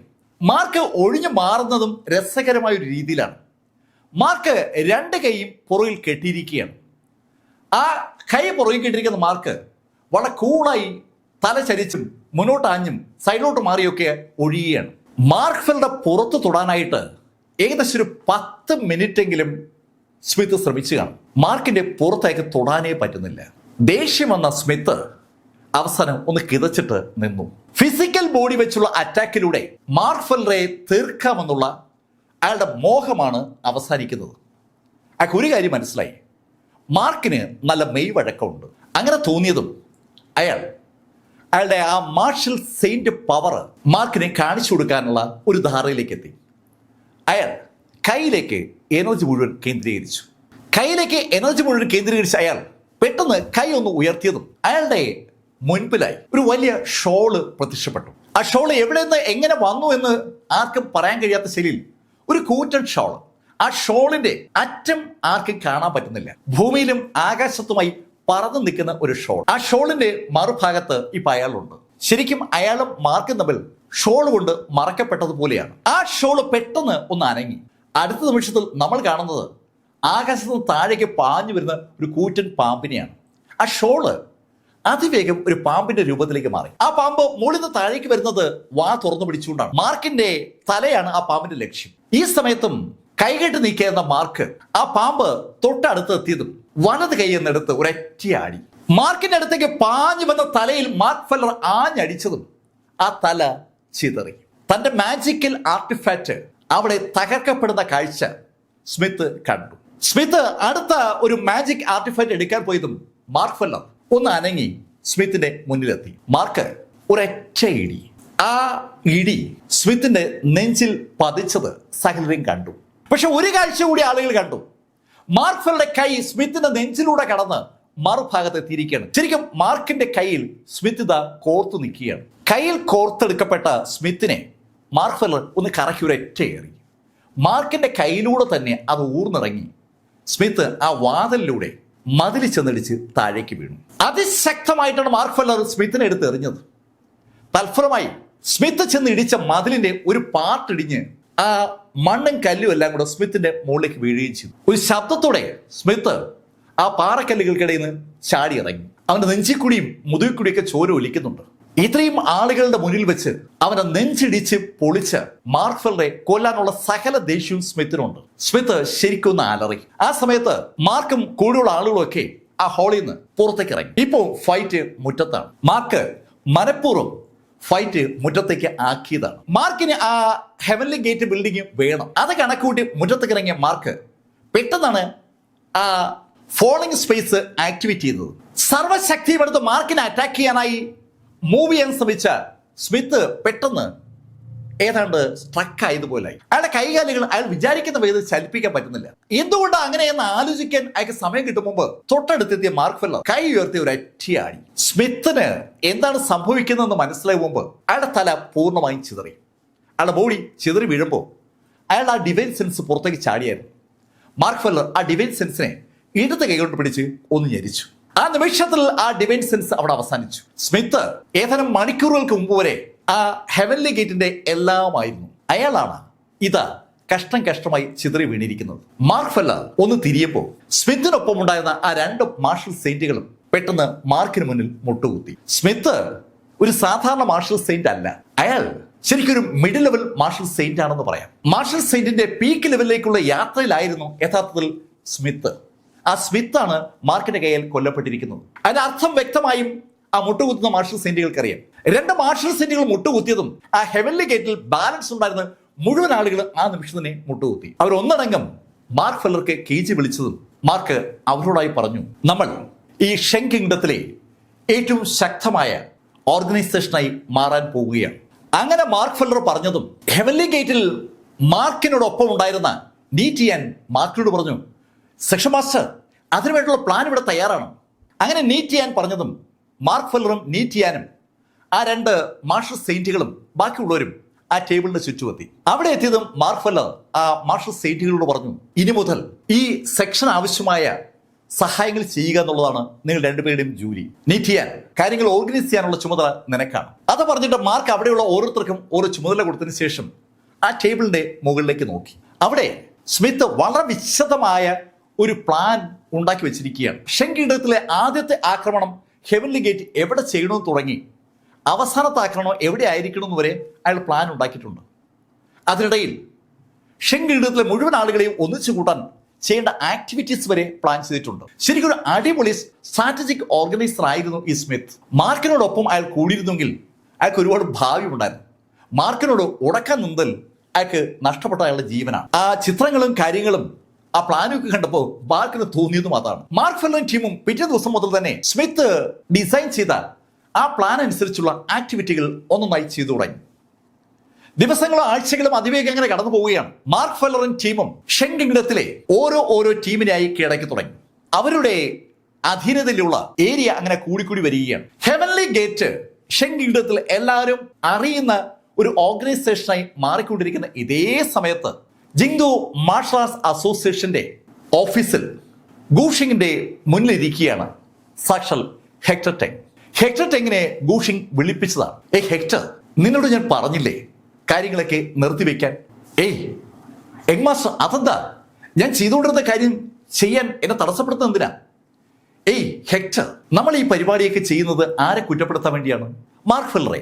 മാർക്ക് ഇപ്പൊ ഇവിടെ ഇല്ല, ഷെങ്കിടത്തിലാണെന്ന് ഈ പൈറൂലെ എല്ലാവർക്കും അറിയാം. നീ ഇപ്പോ ഏതെങ്കിലും കൊലപാതകങ്ങൾ നടത്തിയാൽ സ്വാഭാവികമായിട്ടും ആ കുറ്റം ഒരു കാരണവശാലും നിനക്ക് മാർക്കിൽ കൊണ്ടെത്തിക്കാൻ പറ്റില്ല. ഗൂഷിങ് പറയുന്നത് സത്യസന്ധമായ ഒരു വസ്തുതയാണ്. നേരത്തെ ഹെക്ടർ ടെങ് നടത്തിയ കൊലപാതകങ്ങളൊക്കെ മാർക്കാണ് നടത്തിയതെന്ന് പറഞ്ഞ് ഫലിപ്പിക്കാൻ ഗൂഷിങ്ങിന് എളുപ്പം പറ്റി. അയാളുടെ ചാരന്മാർ അത് ശരിക്കും പ്രചരിപ്പിക്കുകയും ചെയ്തു. മാർക്ക് അതിനൊന്നും മറുപടി കൊടുക്കാൻ നിൽക്കാതെ മാർക്കിന്റെ കാര്യങ്ങളുമായി പോയതുകൊണ്ട് ആ പ്രചാരണം ഏതെന്നെങ്കിൽ ഏറ്റു എന്ന് പറയാം. ആ പ്രചാരണം അതിശക്തമായി നിലനിൽക്കുന്നത് കൊണ്ടാണ് വാൻ ഗസ്മാനെ നേരിടാൻ ഇതല്ല സമയമെന്ന് പൗലി മാസ്റ്റർ മാർക്കിനോട് പറഞ്ഞത്. ഗൂഷിങ് പറഞ്ഞ കാര്യങ്ങൾ സംബന്ധിച്ച് ഹെക്ടർ അവിടെ നിന്ന് ഇറങ്ങി. പക്ഷെ പിറ്റേ ദിവസം ഒരു അരിസ്റ്റോക്രാറ്റിക് കുടുംബത്തിലെ ഏകദേശം 15ഓളം ആളുകളെ ആരോ കൊല്ലപ്പെടുത്തിയ വാർത്ത ഗൂഷിങ് അറിഞ്ഞു. കൊല്ലപ്പെട്ടിരിക്കുന്ന ആളുകൾ എങ്ങനെയാണ് കൊല്ലപ്പെട്ടതെന്നുള്ള കാര്യവും വിലയിരുത്തപ്പെട്ടപ്പോൾ ഗൂഷിങ്ങിന് ആരും പറയാത്തതിനെ ആരാണ് കൊല നടത്തിയെന്ന് മനസ്സിലായി. മാർക്ക് കൊന്നതാണെന്ന് തോന്നിപ്പിക്കുന്ന ചില ആക്ടിവിറ്റീസ് ഒക്കെ ഹെക്ടർ ടെങ് അവിടെ ചെയ്തിട്ടുണ്ടെങ്കിലും കൊന്നത് ഹെക്ടർ ടെങ് ആണെന്ന് മനസ്സിലാക്കാൻ ഗൂഷിങ്ങിന് എളുപ്പം പറ്റി. ഗൂഷിങ് ഉടൻ തന്നെ ഹെക്ടറെ വീണ്ടും ഓഫീസിൽ വിളിപ്പിച്ചു. ഹെക്ടർ, നിന്നോട് ഞാൻ പറഞ്ഞതല്ലേ എല്ലാം അവസാനിപ്പിക്കാൻ? യങ് മാസ്റ്റർ, അങ്ങനെ പറഞ്ഞാൽ എങ്ങനെയാ? എനിക്ക് കൾട്ടിവേറ്റ് ചെയ്യണ്ടേ? എന്റെ കൾട്ടിവേഷൻ മറ്റുള്ളവരുടെ ഡിവൈൻ സെൻസ് ഉപയോഗിച്ചാണ്. എനിക്ക് മാർഷൽ സെന്റ് ആകാൻ അതാണ് മാർഗം. അത് വേണ്ടെന്ന് പറയാൻ നിങ്ങൾ ശ്രമിച്ചാൽ ഞാനെങ്ങനെ അംഗീകരിക്കും?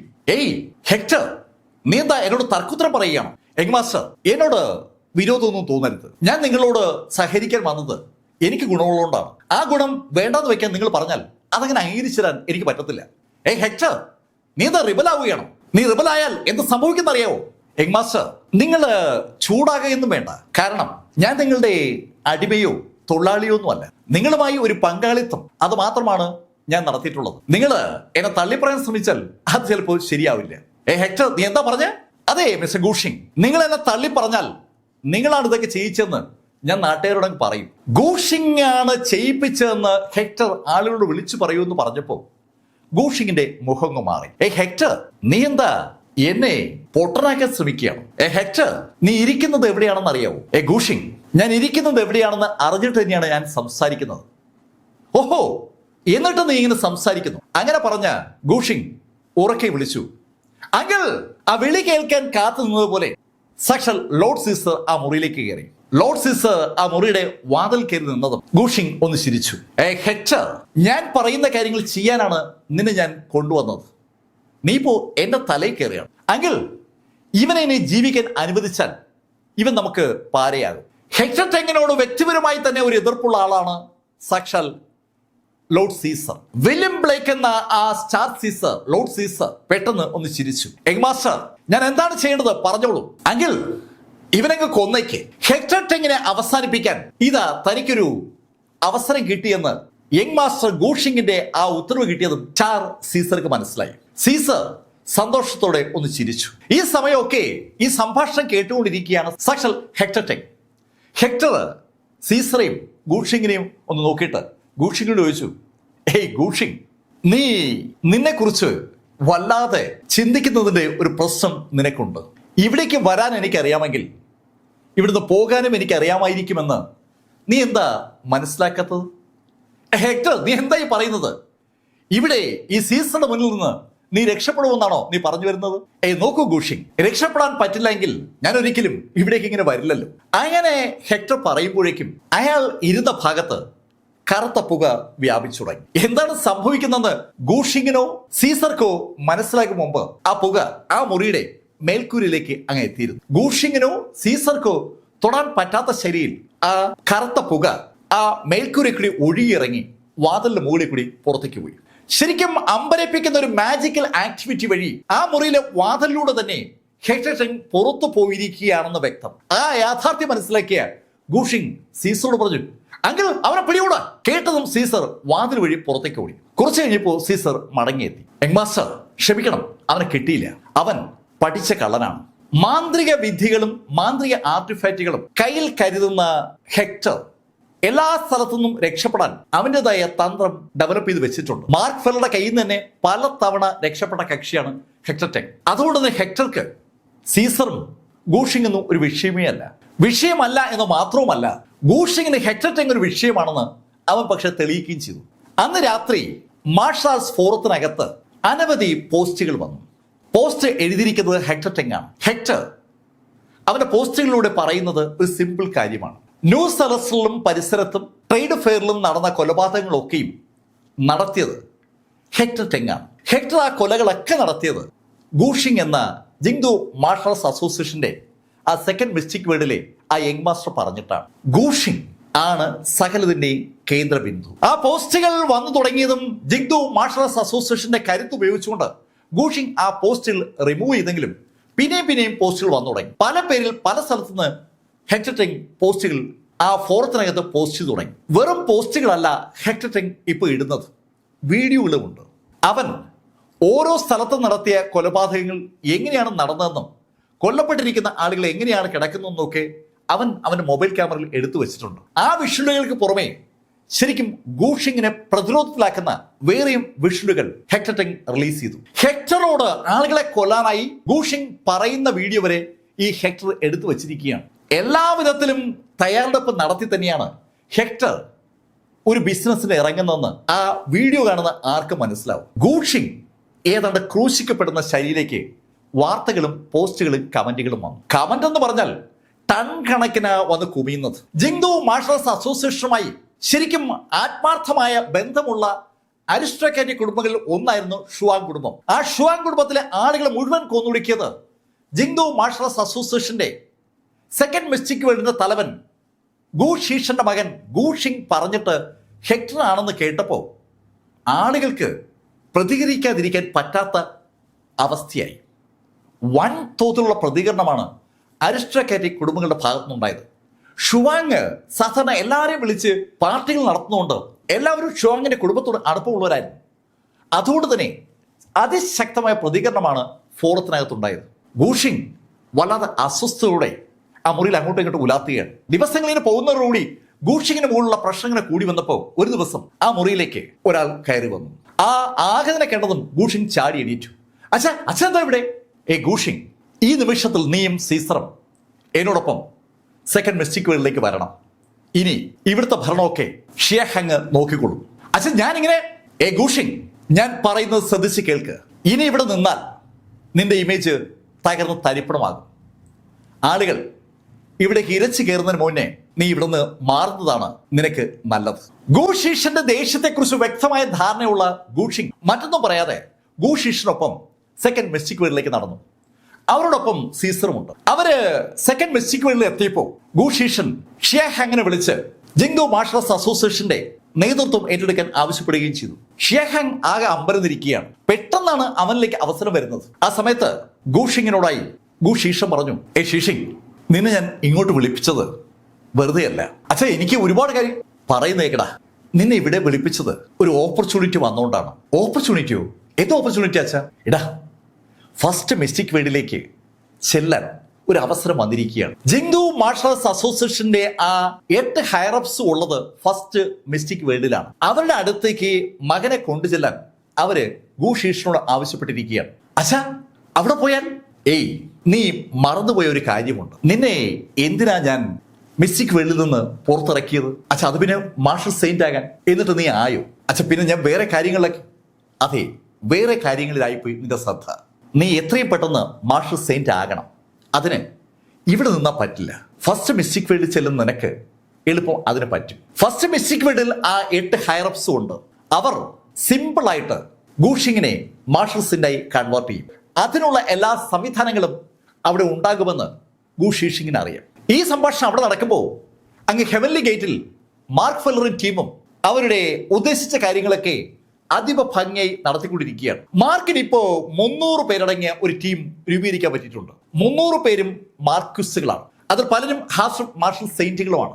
2 ആളുകൾ മാർഷൽ സെയിന്റുമാണ്. ശക്തമായ ഒരു ടീമിനെ മാർക്ക് വാർത്തെടുക്കുകയാണ്. ആ മാർഷൽ സെയിന്റുകളും ഹാഫ് മാർഷൽ സെയിന്റുകളും അതുപോലെ മാർക്വിസ്റ്റുകൾ ഉപയോഗിച്ചുകൊണ്ട് ഷിങ് കിങ്ഡം ഏകദേശം 1 മാസം കൊണ്ട് മാർക്ക് നിരപ്പാക്കി എടുത്തു എന്ന് പറയാം. സകല സ്ഥലങ്ങളും ഏതാണ്ട് കീഴടക്കി കഴിഞ്ഞതും ഹെവൻലി ഗേറ്റിലുള്ള ആ 300 ആളുകളോടായി മാർക്ക് ഫെല്ലർ പറഞ്ഞു, ഇനി നിങ്ങൾ എന്നോടൊപ്പം വരണം. സെക്ഷൻ മാസ്റ്റർ, നമ്മൾ എങ്ങോട്ടാണ് വരേണ്ടത്? നമ്മൾ പോകുന്നത് പൈറോയിലേക്കാണ്. അവിടെ നമുക്ക് കുറേയേറെ കാര്യങ്ങൾ ചെയ്യാനുണ്ട്. പൈറോയിൽ നടക്കുന്ന കാര്യങ്ങളൊക്കെ മാർഷൽസ് ഫോറത്തിലെ വാർത്തകൾ വഴി മാർക്ക് അറിയുന്നുണ്ട്. ഇപ്പോൾ പൈറോയിൽ സകല ആളുകളും മാർക്കിന് അനുകൂലമായി തിരിഞ്ഞിരിക്കുകയാണ്.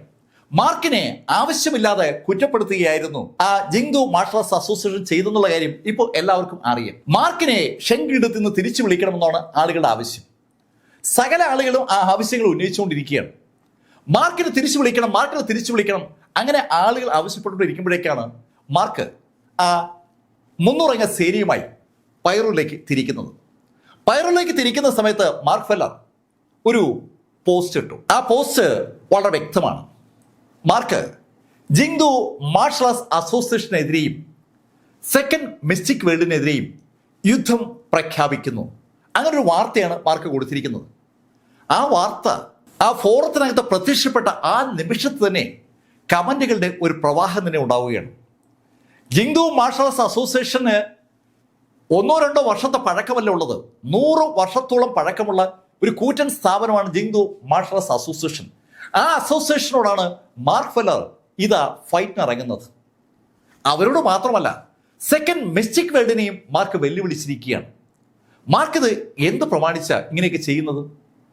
അങ്ങനെ ആളുകൾ ആലോചിക്കുമ്പോൾ ന്യൂസ് സ്ഥലത്തിൽ നിന്ന് ഏകദേശം ഒരു 10-60 കിലോമീറ്റർ മാറി ഒരു മലഞ്ചെരിവിൽ 5 മലകൾ ചേരുന്ന ഭാഗത്ത് ഒരുപാട് ആളുകൾ കൂടി നിൽക്കുകയാണ്. ആ 5 മലകളും കൂടിച്ചേരുന്ന ഭാഗത്ത് ഏറ്റവും നടുക്കുള്ള മലയുടെ മുകളിൽ ഒരാൾ ധ്യാനത്തിൽ ഇരിക്കുകയാണ്. അയാളുടെ ധ്യാനത്തിൽ ഇരുന്ന് തുടങ്ങിയിട്ട് ഇപ്പൊ ഏകദേശം 2 ദിവസം ആകാറായി. അയാൾ യഥാർത്ഥത്തിൽ ഹാസ് ഓഫ് മാർഷൽ സെയിന്റിൽ നിന്ന് മാർഷൽ സെയിന്റിലേക്ക് പരിണമിക്കുന്ന പ്രക്രിയയാണ് അവിടെ നടക്കുന്നത്. ആ കാഴ്ച കണ്ടുകൊണ്ട് ഒരുപാട് ആളുകൾ താഴെ നിൽക്കുകയാണ്. ആ മാർഷൽ സെയിന്റ് ആകുന്ന വ്യക്തി ജെഫ് ബൂണാണ്. മിസ്റ്റിക് വേൾഡുകളുടെ ഭാഗമായ ജെഫ് ബൂൺ എപ്പോഴും കോങ് യാനിക്കുമായിട്ടും ചാങ് മാങ്ങുമായിട്ടും ഷുവാങ്ങുമായിട്ടൊക്കെ ഏറ്റുമുട്ടുന്ന ആളാണ്. അയാൾ മിസ്റ്റിക് വേൾഡുകാരാണ് ശക്തർ എന്ന അഭിപ്രായമുള്ള ആളാണ്. ആ ജെഫ് ബൂണാണ് 8ാമത്തെ ട്രിബുലേഷൻ ഇപ്പൊ ഏറ്റുവാങ്ങിക്കൊണ്ടിരിക്കുന്നത്. ദൂരെ നിന്ന് ആ കാഴ്ച കാണുന്ന ആളുകൾ അമ്പരപ്പോടെ ആ കാഴ്ച കാണുന്നുണ്ട്.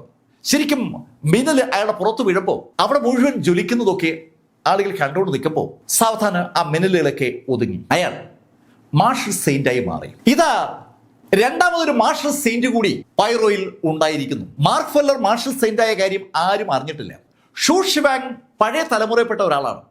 അയാൾ മാർഷൽ സെയിന്റ് ആയതിനു ശേഷം ഇതാ പരസ്യമായി ഒരാൾ കൂടി മാർഷൽ സെയിന്റ് ആവുകയാണ്. രണ്ടാമത് മാർഷൽ സെയിന്റ് ആയിരിക്കുന്നത് മിസ്റ്റിക് വേൾഡുകളെ റെപ്രസെന്റ് ചെയ്യുന്ന ഒരാളാണ്. അത്ര വ്യത്യാസമേ ഉള്ളൂ. ബാക്കിയുള്ള എല്ലാ മാർഷൽ സെയിന്റുകളും നേരത്തെ മാർഷൽ സെയിന്റ് ആയവരാണ്. പുതിയ യുഗത്തിൽ ആകെ 2 പേർ. ആ യാഥാർത്ഥ്യത്തെക്കുറിച്ച് അറിയാവുന്ന ആളുകൾ ശരിക്കും ജെഫ് ബൂണിന് വേണ്ടി കൈയടിക്കുകയും ആർത്ത് വിളിക്കുകയും ചെയ്യുമ്പോൾ ജെഫ് ബൂൺ ആ മലയുടെ മുകളിൽ എണീറ്റ് നിന്നു. ആ മലയുടെ മുകളിൽ അങ്ങനെ എണീറ്റ് നിൽക്കുമ്പോൾ ജെഫ് ബൂണിന് തന്നെ ഒരു വല്ലാത്ത ആത്മവിശ്വാസം ഫീൽ ചെയ്യുകയാണ്. ശരിക്കും അയാൾ ശക്തനായ ഒരു ഫീൽ അയാൾക്ക് തന്നെയുണ്ട്. കൈ ശരിക്കും മുറുക്കി പിടിച്ചുകൊണ്ട് ജെഫ് ബൂൺ ആളുകളെ നോക്കി ഉറക്കെ പറഞ്ഞു, ഇന്നു മുതൽ ഞാനാണ് ഈ പൈറോയിലെ അജയ്യൻ. സകലരും ഇനി എന്റെ കീഴിലാണ്. യങ്സ്റ്റേഴ്സിൽ ആദ്യമായിട്ട് മാർഷൽ സെയിന്റ് ആയ വ്യക്തി ഇതാ ജെഫ് ബൂണാണ്. നേരത്തെ മാർഷൽ സെയിന്റ് ആയ ഷൂ ഷിവാങ്ങിന്റെ പകുതി പ്രായം മാത്രമാണ് ജെഫ് ബൂണിനുള്ളത്. പൈറോയിലെ യങ്സ്റ്റേഴ്സിൽ നമ്പർ 1 ജെഫ് ബൂൺ മാറിയെന്ന യാഥാർത്ഥ്യം താഴെ ആ കാഴ്ച കണ്ടുകൊണ്ടിരിക്കുന്ന എല്ലാവർക്കും അറിയാം. എല്ലാവരും ആർത്ത് വിളിക്കുമ്പോൾ അയാൾ എല്ലാവരോടായി പറഞ്ഞു, ഓക്കെ, എന്നെ അംഗീകരിക്കുന്നവർ മുട്ടുകുത്ത്. കേൾക്കേണ്ട താമസം സകല ആളുകളും മുട്ടുകുത്തി. അടിമത്വം എങ്ങനെയാണ് വളർത്തേണ്ടതെന്ന് ജെഫ് ബൂണിന് ആരും പറഞ്ഞു കൊടുക്കേണ്ട കാര്യമില്ല. ആ എൻറ്റയർ ജനാവലിയും അയാളുടെ മുന്നിൽ മുട്ടുകുത്തി അങ്ങനെ നിൽക്കുമ്പോൾ മലയുടെ മുകളിൽ നിൽക്കുന്ന ജെഫ് ബൂൺ അയാളുടെ 2 കൈയും പുറകിൽ കെട്ടി. ശരിക്കും ഒരു രാജാതിരാജൻ മുകളിൽ നിന്ന് താഴേക്ക് പ്രജകൾ നോക്കുന്ന പോലെ അയാൾ മുട്ടുകുത്തിക്കുന്ന ആ ആളുകളെ നോക്കി. അതൊരു വല്ലാത്ത കാഴ്ചയാണ്. ഒരുപാട് ആട്ടുകുട്ടികൾ നിൽക്കുന്ന പോലെ ആളുകൾ എങ്ങനെ കുനിഞ്ഞു നിൽക്കുകയാണ്. കുനിഞ്ഞു നിൽക്കുന്ന ആളുകൾ തല ഉയർത്തി ജെഫ് ബൂണിന് നോക്കുമോ. ജെഫ് ബൂൺ എല്ലാവരോടായി പറഞ്ഞു, ഇന്നു മുതൽ ഞാൻ പറയുന്നതാണ് നിയമം. ഞാൻ പറയുന്ന വാക്കുകൾ അംഗീകരിക്കാത്ത ആളുകളെ ഞാൻ ആ നിമിഷം കൊല്ലും. ഇനി ജിങ്ദു മാർഷൽ ആർട്സ് അസോസിയേഷനോ അല്ലെങ്കിൽ മറ്റേതെങ്കിലും മാർഷൽ ആർട്സ് അസോസിയേഷനോ അല്ല കാര്യങ്ങൾ തീരുമാനിക്കുക. കാര്യം തീരുമാനിക്കുക ഞാനാണ്. ഞാൻ പുതിയ അസോസിയേഷൻ ഉണ്ടാക്കാൻ പോവുകയാണ്. സകല തീരുമാനങ്ങളും ഇനി എന്റെ വാക്കുകളുടെ ബേസിലായിരിക്കും. അങ്ങനെ അയാൾ ആത്മവിശ്വാസത്തോടെ പറഞ്ഞപ്പോൾ തൊട്ട് അപ്പുറത്തുള്ള ഒരു മലയുടെ മുകളിൽ ഒരു വ്യക്തി പ്രത്യക്ഷപ്പെട്ടു. അയാൾ ഉറക്കെ ശബ്ദിക്കുന്നത് കേട്ടാണ് ആളുകൾ അങ്ങോട്ട് നോക്കിയത്. കറുത്ത വസ്ത്രം ധരിച്ച ഒരു മനുഷ്യൻ ശബ്ദിക്കുന്നതാണ് ആളുകൾ കണ്ടത്. അയാൾ ഉറക്കെ പറഞ്ഞു, "Stop it!" മൂന്നാമത്തെ മലയുടെ മുകളിൽ നിന്ന് അഞ്ചാമത്തെ മലയുടെ മുകളിൽ നിൽക്കുന്ന ആ കറുത്ത വസ്ത്രധാരി അങ്ങനെ അലറിയപ്പോൾ ജെഫ് ബൂൺ കൗതുകത്തോടെ തിരിഞ്ഞ് ആ മൂന്നാം മലയിൽ നിൽക്കുന്ന ആളെ നോക്കി. അയാൾ ആ കറുത്ത വസ്ത്രധാരി നോക്കിയിട്ട് അവനോട് ചോദിച്ചു, "ഹേയ്, മരിക്കാൻ വേണ്ടി ഇറങ്ങിയിരിക്കുകയാണോ?" അങ്ങനെ ചോദിച്ചതും ആ കറുത്ത വസ്ത്രധാരി പെട്ടെന്ന് ആ മൂന്നാം തലയിൽ നിന്ന് താഴേക്ക് ഒരൊറ്റ ചാട്ടം. അടുത്ത നിമിഷത്തിൽ അയാൾ പൊങ്ങി ഉയരുന്നത് നാലാമത്തെ മലയുടെ മുകളിലേക്കാണ്. അവിടെ നിന്ന് വീണ്ടും താഴേക്ക് ചാടിയ അയാൾ അടുത്ത നിമിഷത്തിൽ അഞ്ചാമത്തെ മലയുടെ മുകളിലെത്തി. ഇത് ശരിക്കും അതിവേഗതല സംഭവിച്ചത്. ശരിക്കും അടുത്തടുത്തുള്ള കുന്നുകൾ ചാടി കടന്നു പോകുന്ന ഒരാളുടെ ലാഘവത്തോടുകൂടിയാണ് ആ കറുത്ത വസ്ത്രധാരി ഓരോ കുന്നിൽ നിന്നും താഴേക്ക് ചാടുന്നത്. പെട്ടെന്ന് തൻ്റെ മുന്നിൽ ആ കറുത്ത വസ്ത്രധാരി പ്രത്യക്ഷപ്പെട്ടപ്പോൾ ജെഫ് ബൂൺ ശരിക്കൊന്നു ഞെട്ടിയെന്ന് പറയാം. അവന്റെ ഞെട്ടൽ തീരും മുമ്പ് ആ കറുത്ത വസ്ത്രധാരി ഒരൊറ്റ ഇടി. ആദ്യത്തെ ഇടി ജെഫ് ബൂണിന്റെ നെറ്റിയിലാണ്, രണ്ടാമത്തെ ഇടി കഴുത്തിൽ, മൂന്നാമത്തെ ഇടി വയറ്റിൽ. മൂന്നിടി. അതും കണ്ണടച്ച് തുറക്കും മുമ്പ് ആ ഇടികൾ ജെഫ് ബൂണിന്റെ പുറത്ത് വീണ് കഴിഞ്ഞു. ഇടിയേറ്റ് ജെഫ് ബൂൺ താഴേക്ക് വീണു. ശരിക്കും അവന്റെ വായിന്ന് ചോര കുടുകുട ഒലിക്കുകയാണ്. ഇതുവരെ അജയ്യനായി നിന്ന ജെഫ് ബൂൺ ഇതാ ആ മലയുടെ മുകളിൽ ചോര ഒലിപ്പിച്ച് കിടക്കുകയാണ്. ആ ചോര ഒലിപ്പിച്ച് കിടക്കുന്ന ആ ജെഫ് ബൂണിന്റെ കോളറിൽ തൂക്കി ആ കറുത്ത വസ്ത്രധാരി അവരെ പൊക്കിയെടുത്തു. അവരോട് പറഞ്ഞു, "മുട്ടുകുത്ത്." കേട്ട കാര്യം ചെയ്യണോ വേണ്ടയോ എന്നോ ജെഫ് ബൂൺ ആലോചിക്കുമ്പോൾ ആ കറുത്ത വസ്ത്രധാരി കാലുകൊണ്ട് ഒരൊറ്റ ചവിട്ട്. കിടങ്ങുന്ന ശബ്ദത്തോടുകൂടി ജെഫ് ബൂണിന്റെ ഒരു കാല് ഒടിഞ്ഞു. ആ കാലൊടിഞ്ഞതും അവൻ ആ മണ്ണിൽ മുട്ടുകുത്തി. മലയുടെ മുകളിൽ മുട്ടുകുത്തി ജെഫ് ബൂൺ ആ കറുത്ത വസ്ത്രധാരിയുടെ മുന്നിൽ നിൽക്കുകയാണ്. മലയുടെ മുന്നിൽ ജെഫ് ബൂൺ മുട്ടുകുത്തി നിൽക്കുമ്പോൾ അവന്റെ തൊട്ട് മുന്നിൽ നിൽക്കുകയാണ് ആ കറുത്ത വസ്ത്രധാരി.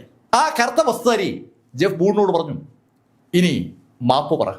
എന്താണ് അവിടെ സംഭവിക്കുന്നതെന്ന് ആളുകൾക്ക് പിടിയില്ലെങ്കിലും ആളുകൾ ആ വാക്കുകൾ കേട്ടു. ജെഫ് ബൂൺ ഉറക്കെ മാപ്പ് പറയുന്നത്, ക്ഷമിക്കണം, എന്നോട് ക്ഷമിക്കണം, അറിയാതെ പറ്റിപ്പോയതാണ്. അങ്ങനെ പറയുമ്പോഴും അവന്റെ മൂക്കിലൂടെയും വായിലൂടെയും രക്തം ഇങ്ങനെ ഒലിച്ചിറങ്ങുകയാണ്. ഇതുവരെ അജയനായിരുന്ന മാർഷൽ സെയിന്റ് ജെഫ് ബൂൺ ഇതാ ആ മലയുടെ മുകളിൽ ഒരു കറുത്ത വസ്ത്രധാരിയോട് മാപ്പ് പറയുന്ന കാഴ്ച വിശ്വസിക്കാനാവാതെ ആളുകൾ നിൽക്കുമ്പോൾ ആ കറുത്ത വസ്ത്രധാരി കൈ ഉയർത്തൊരൊറ്റയാടി. ആ നിമിഷത്തിൽ ജെഫ് ബൂണിന്റെ തല അങ്ങ് ചിതറി. തല ചിതറുന്നതോടൊപ്പം അയാളുടെ ഡിവൈൻ സെൻസ് പുറത്തു ചാടുകയും ചെയ്തു. ആ ഡിവൈൻ സെൻസിനെ ആ കറുത്ത വസ്ത്രധാരി ഒരു കൈ കൊണ്ട് ഞെരിച്ച് തകർക്കുന്നതും ആളുകൾ കണ്ടു. ആളുകൾ ആ കറുത്ത വസ്ത്രധാരിയുടെ പുറകുവശമാണ് കാണുന്നത്. അവരുടെ മുൻഭാഗത്തുള്ളത് ജെഫ് ബൂണാണ്. സകലരും അമ്പരം നിൽക്കുമ്പോൾ ആ കറുത്ത വസ്ത്രധാരി സാവധാനം ആൾക്കൂട്ടത്തിൽ നേരെ തിരിഞ്ഞ ആ കറുത്ത വസ്ത്രധാരിയുടെ ഡ്രസ്സിൽ എഴുതിയിരിക്കുന്ന വാക്കുകൾ ആൾക്ക് കാണാം. ഹെവൻലി ഗേറ്റ് എന്ന് എഴുതിയിരിക്കുന്ന ആ കറുത്ത വസ്ത്രം ആ കറുത്ത വസ്ത്രധാരി സാവധാനം ഒന്ന് അഴിച്ചു. ആ വസ്ത്രം അയാൾ അഴിച്ചു മാറ്റുമ്പോൾ ആളുകൾ ഉറക്കെ വിളിച്ചു പോവുകയാണ്, "മാർക്ക് ഫെല്ലർ!" അമ്പരപ്പിക്കുന്ന ഒരു കാഴ്ചയാണ് ആളുകൾ കാണുന്നത്. മാർഷൽ സെയിന്റായി മാറിയ ജെഫ് ബൂണിനെ വെറും 3 ഇടിക്ക് കൊലപ്പെടുത്തിക്കൊണ്ട് ഇതാ മാർക്ക് ഫെല്ലർ പൈറോയിൽ മടങ്ങിയെത്തിയിരിക്കുന്നു. ഇത് അവിടെ ആ മുട്ടുകുത്തി നിൽക്കുന്ന ആളുകളും അവർക്ക് പിന്നിൽ ഈ കാഴ്ച കാണുന്ന ആളുകളൊക്കെ ശരിക്കും ഒപ്പിയെടുത്തിട്ടുണ്ട്. അടുത്ത നിമിഷം ആ വീഡിയോ വിവിധ ചാനലുകൾ വഴി ഫോറത്തിനകത്തും അല്ലാതൊക്കെ പ്രചരിക്കുകയാണ്. അമ്പരപ്പോടെ സകലരും ആ കാഴ്ച കാണുകയാണ്. ജെഫ് ബൂൺ എന്ന മിസ്റ്റിക് വേർഡിലെ ആ മാർഷൽ സെയിന്റിനെ 3 ഇടിക്ക് കൊലപ്പെടുത്തുന്ന മാർക്ക് ഫെല്ലറുടെ ആ വിഖ്യാതമായ ചിത്രം, ആ വീഡിയോ ഒരു തരംഗമായി പൈറോയിൽ പടർന്ന് പന്തലിക്കാൻ തുടങ്ങി. സ്വാഭാവികമായിട്ടും ജിനാവോ ബ്ലാക്കും ആ വീഡിയോകൾ അവന് വിശ്വസിക്കാൻ പറ്റുന്നില്ല. ഒരു മാർഷൽ സെയിന്റിനെ 3 ഇടിക്ക് കൊല്ലുക എന്ന് പറഞ്ഞാൽ അതിന്റെ അർത്ഥം മാർക്ക് ഫെല്ലർ ഒരു മാർഷൽ സെയിന്റ് ആണെന്നാണ്. ആ യാഥാർത്ഥ്യം ആ മാർഷൽസ് ഫോറത്തിലെ കമന്റുകളിൽ ആളുകൾ പറയുന്നുമുണ്ട്. പൈറോയിലെ യങ്സ്റ്റേഴ്സിൽ ആദ്യം മാർഷൽ സെയിന്റ് ആയത് ജെഫ് ബൂൺ അല്ല, മാർക്ക് ഫെല്ലറാണ്. ആ വാർത്ത ജിനാവോയ്ക്ക് ഉണ്ടാക്കിയ നടുക്കം വാക്കുകൾ കൊണ്ട് പറഞ്ഞറിയിക്കാൻ പറ്റുന്നതല്ല. ശരിക്കും അവൻ നിന്ന് വിറയ്ക്കുകയാണ്. അക്ഷരാർത്ഥത്തിൽ മാർക്ക് ഫെല്ലർ അവനെ എല്ലാ അർത്ഥത്തിലും മറികടന്നിരിക്കുകയാണ്. മാർക്ക് ഫെല്ലറുടെയും എമിലി ബ്ലാക്കിന്റെ രക്തം ഒരുമിച്ച് ബോഡിയിൽ കലർത്തിയിരിക്കുന്ന ജിന്യാവോ താനായിരിക്കും ഈ പൈറോയിലെ നമ്പർ ഉണ്ടെന്ന് എപ്പോഴും പറയാതെ പറയുന്നതാണ്.